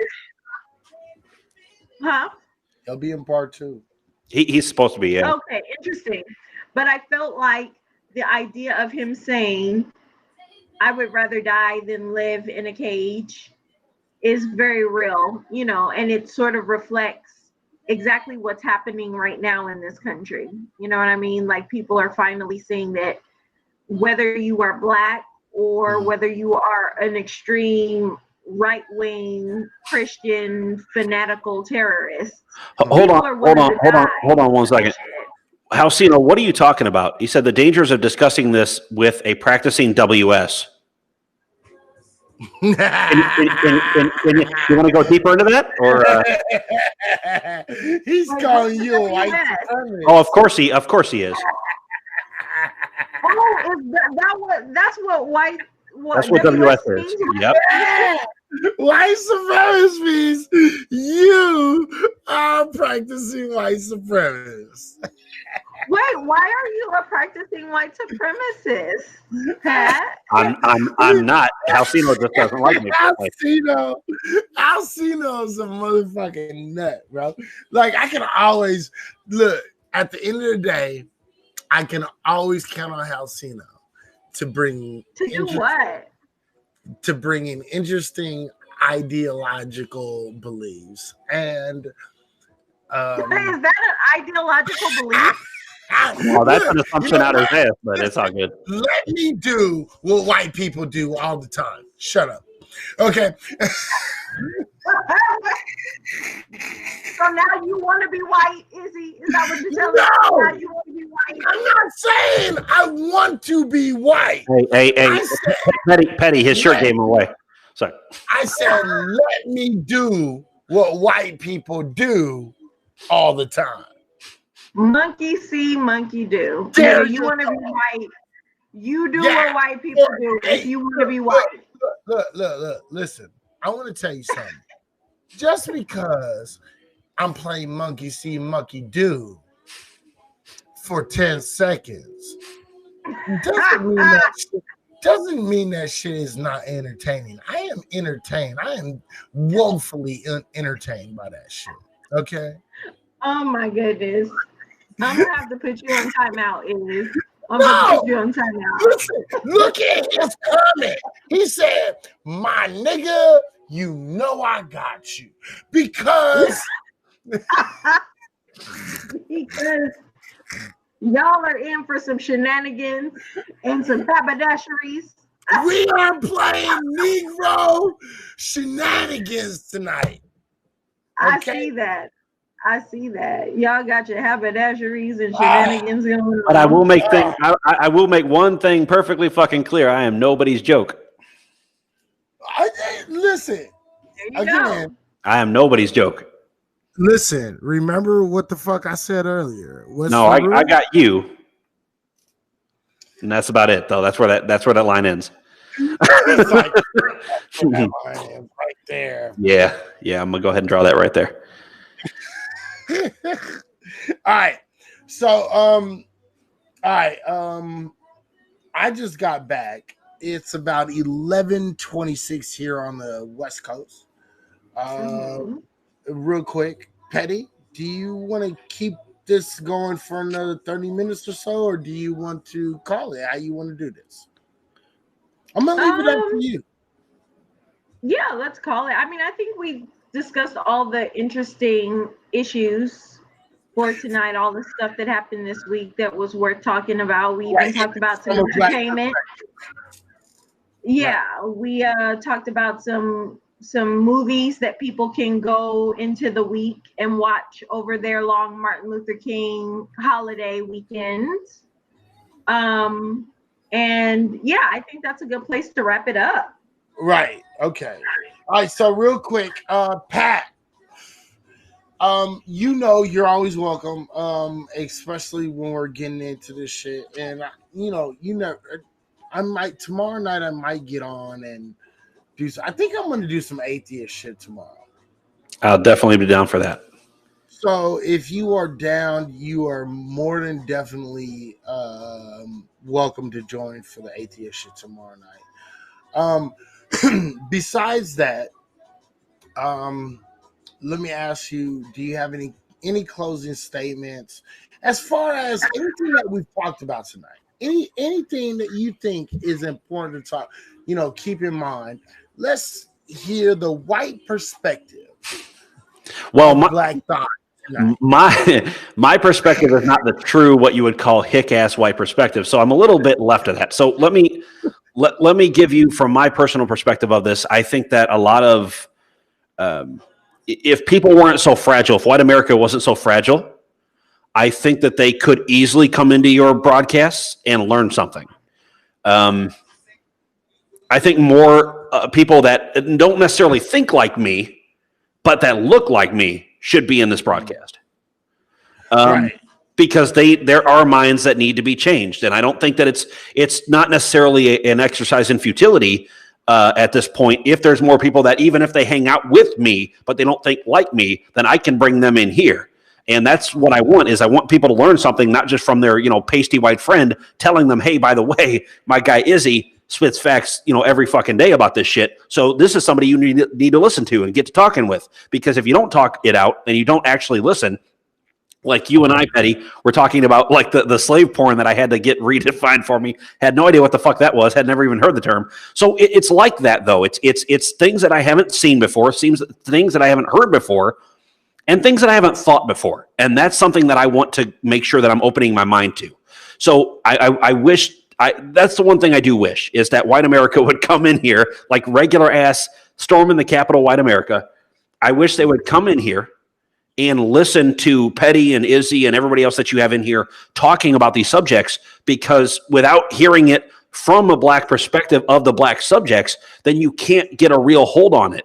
If you're hearing it secondhand from somebody else, I'd say, like if I was to go out tomorrow and say, oh, I heard from Izzy that here's what we were talking about last night. It doesn't hit the same because it's not coming from, I hate to say it, but the soul of the conversation. And that's where it needs to come from. So that's my closing. I feel you. Real quick, let me read this. It said, make sure you learn that we didn't have sex with monkeys. Learn before you don't grab anyone else. All right, Homo sapien. All right. I'm sorry. I know exactly where he's coming from on this one. Oh, I know what he's coming from too, but go ahead. All right. So Petty. Wait, who's talking monkeys? That was Halcino talking monkeys. Halcino is talking monkey talk. Halcino, look. It's something Halcino and I got into before. Right. Oh, okay. That's old shit. It's old shit that he feels the need to still get into. But right, there's a history between Halcino and Pat, but at the same time, there's a history that I think anybody that's been a regular person knows that there's always been a history between me and Halcino. And I always like to bring this up to let people know that me and Halcino as many times as I've said this, me and Alcina have not really we've not really seen a lot of things eye to eye. But the one thing that we do see eye to eye is the empowerment of Black people. And so because of that, I think me and Halcino has a respect for each other. And we've always had a respect for each other. And he knows my dealings with Pat. And sometimes he will take advantage of it. But I, I, I think at the end of the day, there's here's one thing, right? I think at the end of the day, we understand where each other come from because we both come from the best place of our heart. You know what I mean? Halcino always comes from the best part of his heart. I come from the best part of my heart. And we both understand that we both are looking for the same thing at the end of the day. Okay, I was just wondering about fucking monkeys. I mean, if that's just a like whole nother subject. Shit, that's a whole other that he tries to skate. He tries to skate by with other different types of gene processing. But okay, right, gotcha. Okay. And I didn't say fucking monkeys, by the way. But go ahead. Okay, so yeah, I guess the only thing that I would have to add is that to this day, I'm going to preface, okay, first giving honor to God, okay, who is the Lord of my life. Oops. Well, that's where you went wrong. first giving honor to God, who is the Lord of my life. I will say, in all honesty, that I still, to this day, do not care about white people overdosing on opioids. Okay. And to the pastor in his absence, I want to add that the pastor must be on his knees somewhere giving head to God because that nigga is absent too. And for the closing benediction, I want to say, Black people out there, look at what's happening in the world today. Look at what's happening in America. I mean, we don't even need to look into the world. Let's look at what's happening in America. And if that doesn't prove to you that God does not exist, and if he does exist, that he is uninterested in y'all niggas, then I don't know what does. Christianity, religion is the worst thing to ever happen to the liberation of Black people and to Black people in general. So watch the news and remember that these newscasters are giving you news from a very jaded perspective that has nothing to do with a God intervening.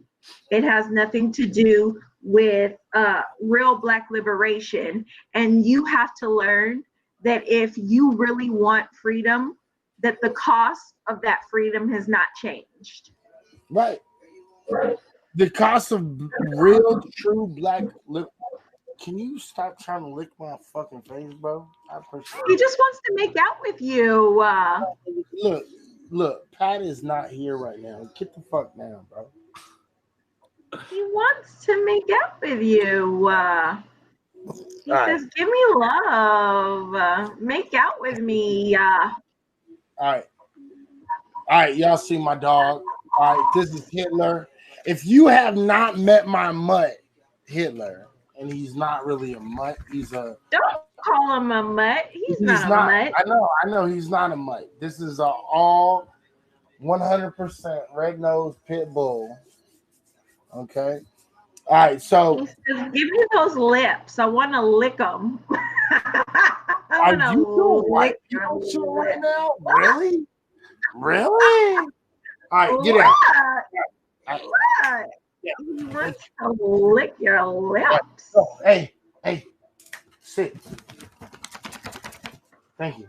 Appreciate it. Stay there. All right. Real shit though. On everything. Can you stop fucking sit down? No. Thank you. Stay. You motherfucking right. You motherfucking right.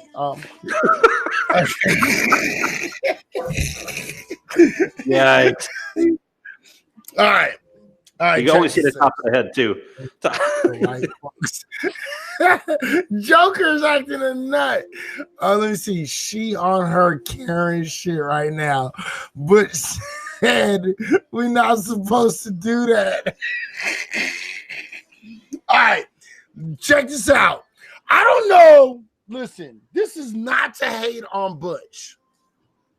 But since when the fuck has been Butch the voice of black folks on Periscope? Oh, wait, 6 months ago? Fuck out of here. I ain't trying to hear out of that. Okay, anyway. Like real shit. Halcino, nigga, stop that shit, bruh. When is Butch been the black voice of fucking Periscope? Oh, yeah, 6 months ago, nigga. Stop it. All right, anyway. All right. Wait, did you already say what you needed to say, Pat? Yeah, I already got mine out the way. All right, cool. All right. So check this out. He's the voice of black folks with a.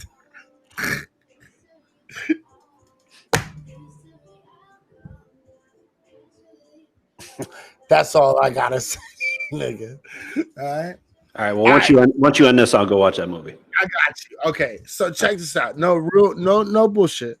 Let's get real quick. Let's get a shout out to Domino. I just met her.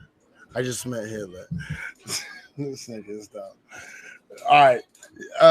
And I apologize to everybody that's in here. Like, what is the nigga saying? Okay. This is a very long back and forth with me and I'll see you now. All right.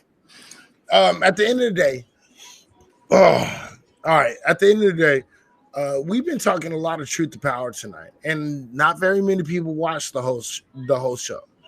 And when we really put this into equations, the fact of the matter is about 70 to 80% of the show tonight was not watched by anyone, and 78% of this show tonight was actually what were some of the movie suggestions? A minute. Give me 2 seconds. I will bring up the movie selections in just a second. All right. The fact of the matter is that 70 to 80% of the show tonight was nothing but true facts. Nothing but real shit that was actually smoking, not by just me, but by the sister, the queen, Pediato. So I want you guys to understand that there's a different story between, and this is what a lot of people don't understand, and this is even a situation in which other minorities don't really get. There is a truth between black folks and the society in which we live today, and there is a truth within white folks and other minorities that exist today. But the fact of the matter is, because of the foundational Black American, we have a very, very, very, very unique situation. What we've given you tonight is in the perspective of the foundational Black American, and we've given you a unique experience that you will probably never really completely get, because there's other motherfuckers out there that are going to give you, the black, experience. And there's going to be niggas that's out there that's going to give you the, the fake, the anchor baby black or the anchor baby African perspective. But you will get nothing but the foundational Black American perspective right here. That's it. That's all you're going to get. All right. And what that came with is the understanding of what we have to deal with when we're talking about domestic terrorism. You got that tonight, every single fucking bit of it. And you got the evidence to back that up.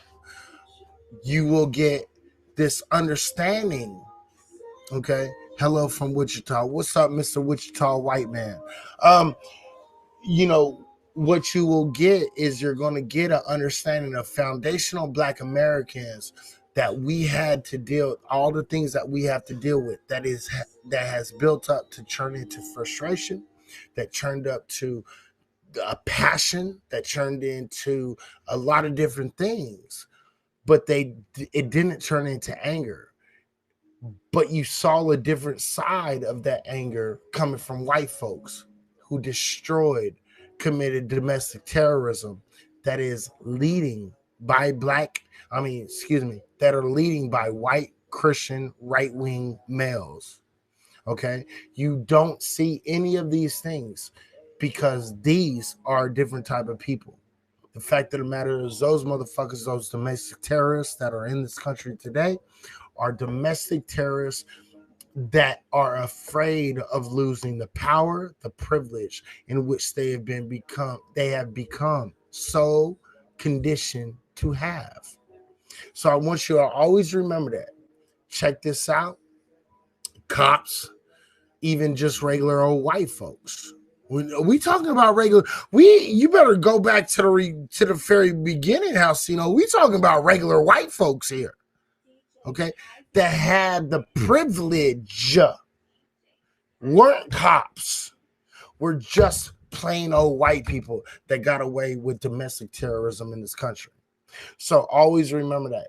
Always remember that when we're giving you information, we're giving you this information from a foundational Black American foundation. We're not giving you this information from a Anchor Baby Foundation. We're not giving you from a first or second generation Anchor Baby Foundation. We're giving you from a foundational Black American perspective. That perspective that's going to let you know we've been here since y'all white folks been here. We've fought in every single war. We've done everything that you've asked us for and more. We've invented things that would have made sure that this country would never be what it is had it not been for the invention of foundational Black people in this country. You know what I mean? So I just want y'all to pay attention to this shit. Watch some of the shows that we give you. Watch some of the documentaries we give you. Watch the things that we give you. Make sure you understand the conversation in which we're having. And if you came in here in the middle, hey, start at the beginning. All right. One Night in Miami, absolutely. That is a foundational Black American story coming from a foundational Black American perspective. Check that shit the fuck out. I really do enjoy that movie. All right. So I think we're done. So real quick, Petty, say goodbye. After Petty says goodbye, say goodbye, motherfucking Mr. White Guy with a buzz cut, Pat.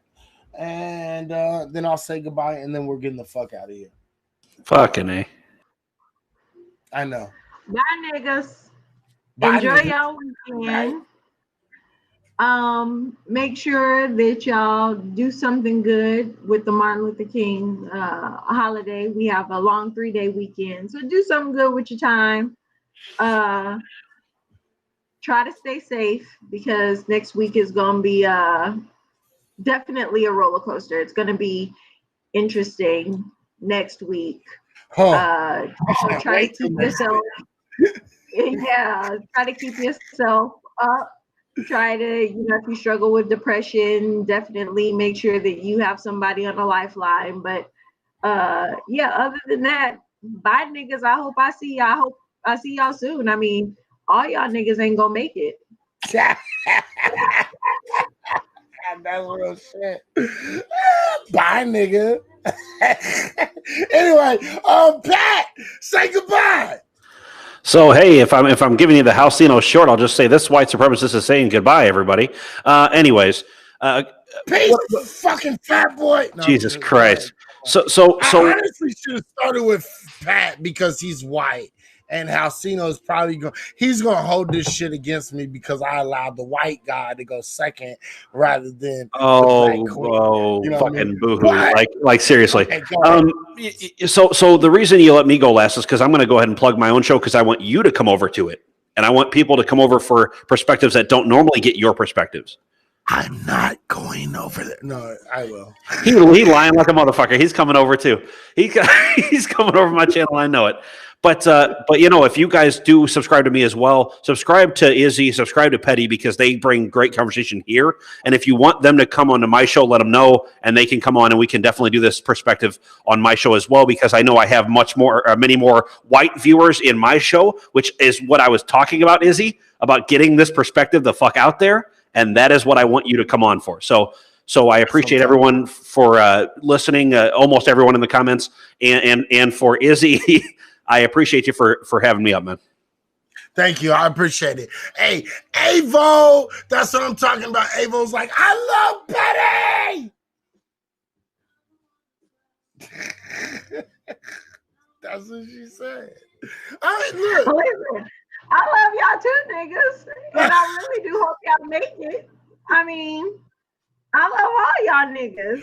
And listen, y'all know I love you. And I really do hope y'all make it because I've been telling y'all for years to arm yourselves, to invest, to do smart things. And, you know, some of y'all did. Some of y'all didn't. So not all y'all niggas gonna make it. But I did. But I hope you do. I did. Let me see. Izzy gives good perspectives, but my southern experience different than West Coast. I appreciate your attempt to put in fucking Negro ease into that sentence. Thank you. I appreciate it. All right. Real quick. I just want to say thank you to Petty because, you know what I mean? Petty is going out of her way to make time for us to come back on the show because we're going to bring this shit the fuck back because you guys always know that when me and Petty get together, Petty, my future baby mama, my future wifey, and she can say whatever the fuck she want to say, but yeah, nigga, that's me, nigga. Fuck all you niggas, you soft ass, fake ass, pussy ass. This is getting downright pornographic. But anyway, real shit though. You already know how the fuck we do. We've always done it. Me and Petty have always brought you real shit, whether you liked it, whether you didn't like it. We gave you the real, and we gave you the backing, and we gave you the information, and we gave you everything you need to do to go study it yourself. Whether you want to fucking sit here and talk shit about me, that's cool. I don't care because I've always given you the information. But the fact of the matter is me and Petty have always given you the sources, the authors, the motherfucking, you know, everybody to go check out everything that we have talking about because we don't need to hide shit. We don't care if you agree with us or disagree with us. We care that you're sitting around here listening, paying attention, and you put this inside of your perspective. That's what we care about. All right. So with that being said, thank you very much. Stay real, stay black, stay doing your motherfucking thing. You already know what it is. Come back. Come back to next Friday. Next Friday is Fish Fry Fridays. That's what we doing every Friday, bitch. Right? Fish Fry Fridays. That's what we getting. Fuck the rest of these motherfucking suck asses that's putting up their shows. We gonna have the best show right here. All right? A black man, a black woman, and every once in a while we'll bring a white guy up here just so we can make fun of him. Okay? But that's what we gonna be bringing to you every fucking week, bitch. Every Friday. And listen, if y'all want to cash at me some money, I'm gonna try and get a new webcam so I'm also pixelated. Tell them your cash app. Oh, it's Petty Idol. $. Petty Idol. Dude, this white Y'all want to cash out me a little something so I can IDOL Petty Idol, bitch. this white privilege camera is working real well, like lighting and everything. And you know what? Fuck your white privilege camera and fuck everything. You know what? Because of his white privilege camera, he doesn't need to let you guys know what his PayPal or his motherfucking Cash App is. So fuck him. Put it in my Cash App or put it in her Cash App. Okay? Or just send me his camera. That would be the nice thing to do. You need a fat look. No bullshit. Funny enough, no bullshit. I might actually do that starting in February. I was thinking about getting a new one. So right there you go. Listen, no bullshit. Hey, ladies and gentlemen, listen. No bullshit. I know there's not a lot of people in here, but I know people rewatch my shit, and I know people watch my shit a lot. Please. Put some money in Petty Idol's motherfucking Cash App so she can get a new computer. The fact of the matter is, a new camera ain't gonna help her because she just got a shitty CPU in her shit. So please, just put. Don't look at me like that. Stop it. Excuse me? Stop it. Okay. She has shitty CPU. Okay. She does look like she's running 98, but anyways, go ahead. Right. So she needs. The Gang Up on TV show. Hey, listen, I get it every time I'm in Izzy Scope or whatever. Look, so Petty Idol, put a good sizable amount in her Cash App, please. Put minimal amount, $5, $10, $15, $20 in my shit. Okay. Put a sizable amount in Petty Idol because the fact of the matter is we want to bring you the top-notch, best information coming from a Black perspective on Haps. Okay. We are the Black voice of Haps. Okay. And we will become the Black voice, Periscope, Twitter, and motherfucking YouTube. Because we don't give you shit that's bullshit. We give you real shit. What's up with it, Petty? No, I was just agreeing with you. I mean, even though y'all just shat all on my computer, I'm still your computer's kind of shitty. I'm sorry. I just need you to get a better computer.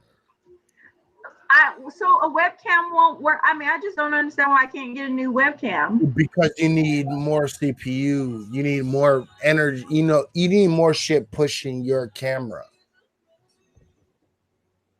Like my camera's not just through a laptop. My camera's sitting through a gaming PC right now. Yeah, I'm going through a gaming PC too. You know what? I really feel like this is just we're picking on you. We're absolutely picking on you. Coming from your Black face. Absolutely. Sorry. Okay, I really feel like this is white supremacy coming from your Black face. From your Black face. And if that white supremacy coming from my face is going to get you a new computer that's going to push more CPUs, then yes, absolutely, this is blackface. Oh my God, so rude. All right, absolutely. All right. Now check this out. Now hold on. Now if that's not going to get you to fucking donate, okay? If that's not going to get you to donate. Mm-hmm. No, this is just a real brother trying to help a sister out. So get them motherfuckers, just drop them motherfucking Cash Apps to the sister $ Petty fucking Idol. Okay? Quit playing this game. They're gonna type in Petty fucking Idol and screw it up, watch. I know. Don't okay, it's Petty Idol. Petty Idol, okay? Just Petty Idol. Somebody's like, I can't fucking find it. I keep typing in. I know, I can't find it. I don't know. You can't find fucking. What are you talking about? But tell me why everybody's all like verbally helpful, and then on the time when you say about Cash App, now they turn into an old person who can't work a fucking phone. Right. Right, motherfuckers want. I need $50. I don't know how to work this app, motherfucker. You're 30. Like, Cash App, bro. You know what I mean? What's the cash app? We keep putting it in there. Goddamn. Right. You put in the amount of money that you want to donate, and then you fucking put in the goddamn name $ Petty Idol. And you know what? If you put a high enough amount, you can come fuck with me. $ Reality Check VR2. Put it in me. Put in the notes that says, "Give the Petty Idol," and I'll give it to Petty Idol. You know what I mean? The fact of the matter is it's right the fuck there in front of you. Hold on real quick. Pat. Oops, that's Petty Otto. Look at her. Look at that sexy ass woman. Look at her. Even with the pixelated ass face, she's sexy. Look, right. Look, that's the Cash App. Reality Check VR2. Hey, hold on 1 second. Okay. I got something for you too. Same thing. VR2. If you tell me, pass it to Petty, I will pass everything to Petty. Every single last penny, I will pass to Petty. Let's do this shit. Hey, do you accept PayPal as well, Petty, or no? Yes. Okay, because if you guys want to PayPal me at PayPal /Pat Voss Official, same as my name here. Yeah, we don't care about you. No. Hold on. No, I was going to say we can set up a fund for her computer and camera. We can absolutely set up a fund to do it, and you could just PayPal me as well, and every cent will go towards Petty's computer. Right. Just make sure you put on there 4PI. Motherfucking. You really don't need to with mine because I'll know that it's fucking going to hers. Any PayPal donations I get will go to her. Nobody's trying to PayPal my white ass. That's what I'm talking about. Listen, hey, at the end of the day, y'all help everybody in here. Me, every single donation I get goes right back into the show. Everything that you tell me to send to Petty goes into her computer, goes into her fucking phone. Everything you send to Pat goes to fucking, and you say goes to Petty, goes into her Petty, goes to Petty and goes to her phone, her new laptop, new phone, new whatever the fuck we need. Okay. The fact of the matter is everything is recycled back into the show. We do not play that shit. I've never played that shit in 5 fucking years. I've never begged for anything, and I've never fucking spent the money for anything outside of what I told you it was spent for. So you can trust that this is all it's for. We just want to make sure we can bring you the best information from a foundational Black American fucking perspective as we can. That's all we care about. That's all we care. Oh my God. I just got a text from you that I guess you sent at 7:52. What? I just got a text from you that said come in from Oh, really? Yeah. Oh, okay. Like, now we gotta now we need donations for Petty's computer, camera, and her fucking shitty ass fucking cell phone. No, I'm not getting rid of my cell phone. You can go to hell. I'm not getting rid of my cell phone. You can go straight the fuck to hell. No. All right. Stay up, niggas. All right, stay up, I will thank all of you guys in advance who are going to help with what I thought was just going to be a simple webcam, but apparently I need a whole new ass computer. Right. Because she's Black and she doesn't realize what the fuck it's what it is. White people feel sorry for her. Well, I actually have for the PC, they can help with the PC or the laptop, but I'm actually going to be buying a new camera, and this camera works fine. I will send you this camera. Right, send that. Yeah, you can. Yeah, you can. It's a 1080p. So, yeah. But then all we have to do is get a fucking computer that will push that computer. That's it, and then we'll be all good and go. Yeah. So I'll give you this. Yeah. Right. Hey man, look. I love you, Petty Otto. I can't wait to have little kitties with you. Pat Voss, I don't care what the fuck you do with your life, and but I like you as a person. Appreciate it.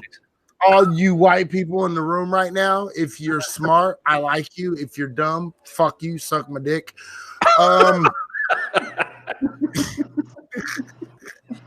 Go watch One Night in Miami. God damn it! All right, go watch One Night in Miami on Amazon Prime. And listen, I do not get paid for pushing whatever I push, no matter across the board. I don't get paid. I don't get paid from Tom Ford for telling you go get Tom Ford, you fucking cheap piece of shit. Okay, I don't get paid for telling you to watch, One Night in Miami. I don't get paid for anything that I do. I just do it out of the love of my heart, and I do it because it's the right thing to do. I don't. Outside of that, fuck you, motherfuckers. Y'all can suck my dick. All right then. Well, thank you for joining us tonight on Fish Fry Friday. Thank you, Pat. And hopefully we will see you back here next week as well, anchoring us and giving us a different perspective. And for everybody who stopped by, for everybody who stayed, for everybody who came at the last minute, I want to send you a lot of black ass peace, love, soul, and hair grease. And I'm going to see all y'all niggas next week. Whoever makes it, I'm going to see y'all back here next week. Next Friday. Hey, real quick before you get the fuck out of here. Every single Friday, catch us here. We'll be here between 7 and 9 p.m. West Coast time. Make sure you catch us. We'll try to get it on a more closer schedule. We're just restarting this again. Please stick with us. We're going to bring you nothing but this motherfucking heat. Please be real. Please be 100. Hey, if I can tell you anything for the rest of this motherfucking week until next fucking Friday, listen, be unapologetically black. Unapologetically black. Be as black as you can be. Make these motherfucking white people as uncomfortable as possible, bitch. Stay up, stay real, stay black. This is Fish Fry Friday on Reality Check Virtual Radio with Petty fucking Otto and the white boy, Pat White Boy Voss. Wow, goddamn. All right. You already know what it is. Stay up, stay real, stay black. We out. We out, niggas. You should just let me every time say stay black at the end of the broadcast. Do a broadcast voice of it.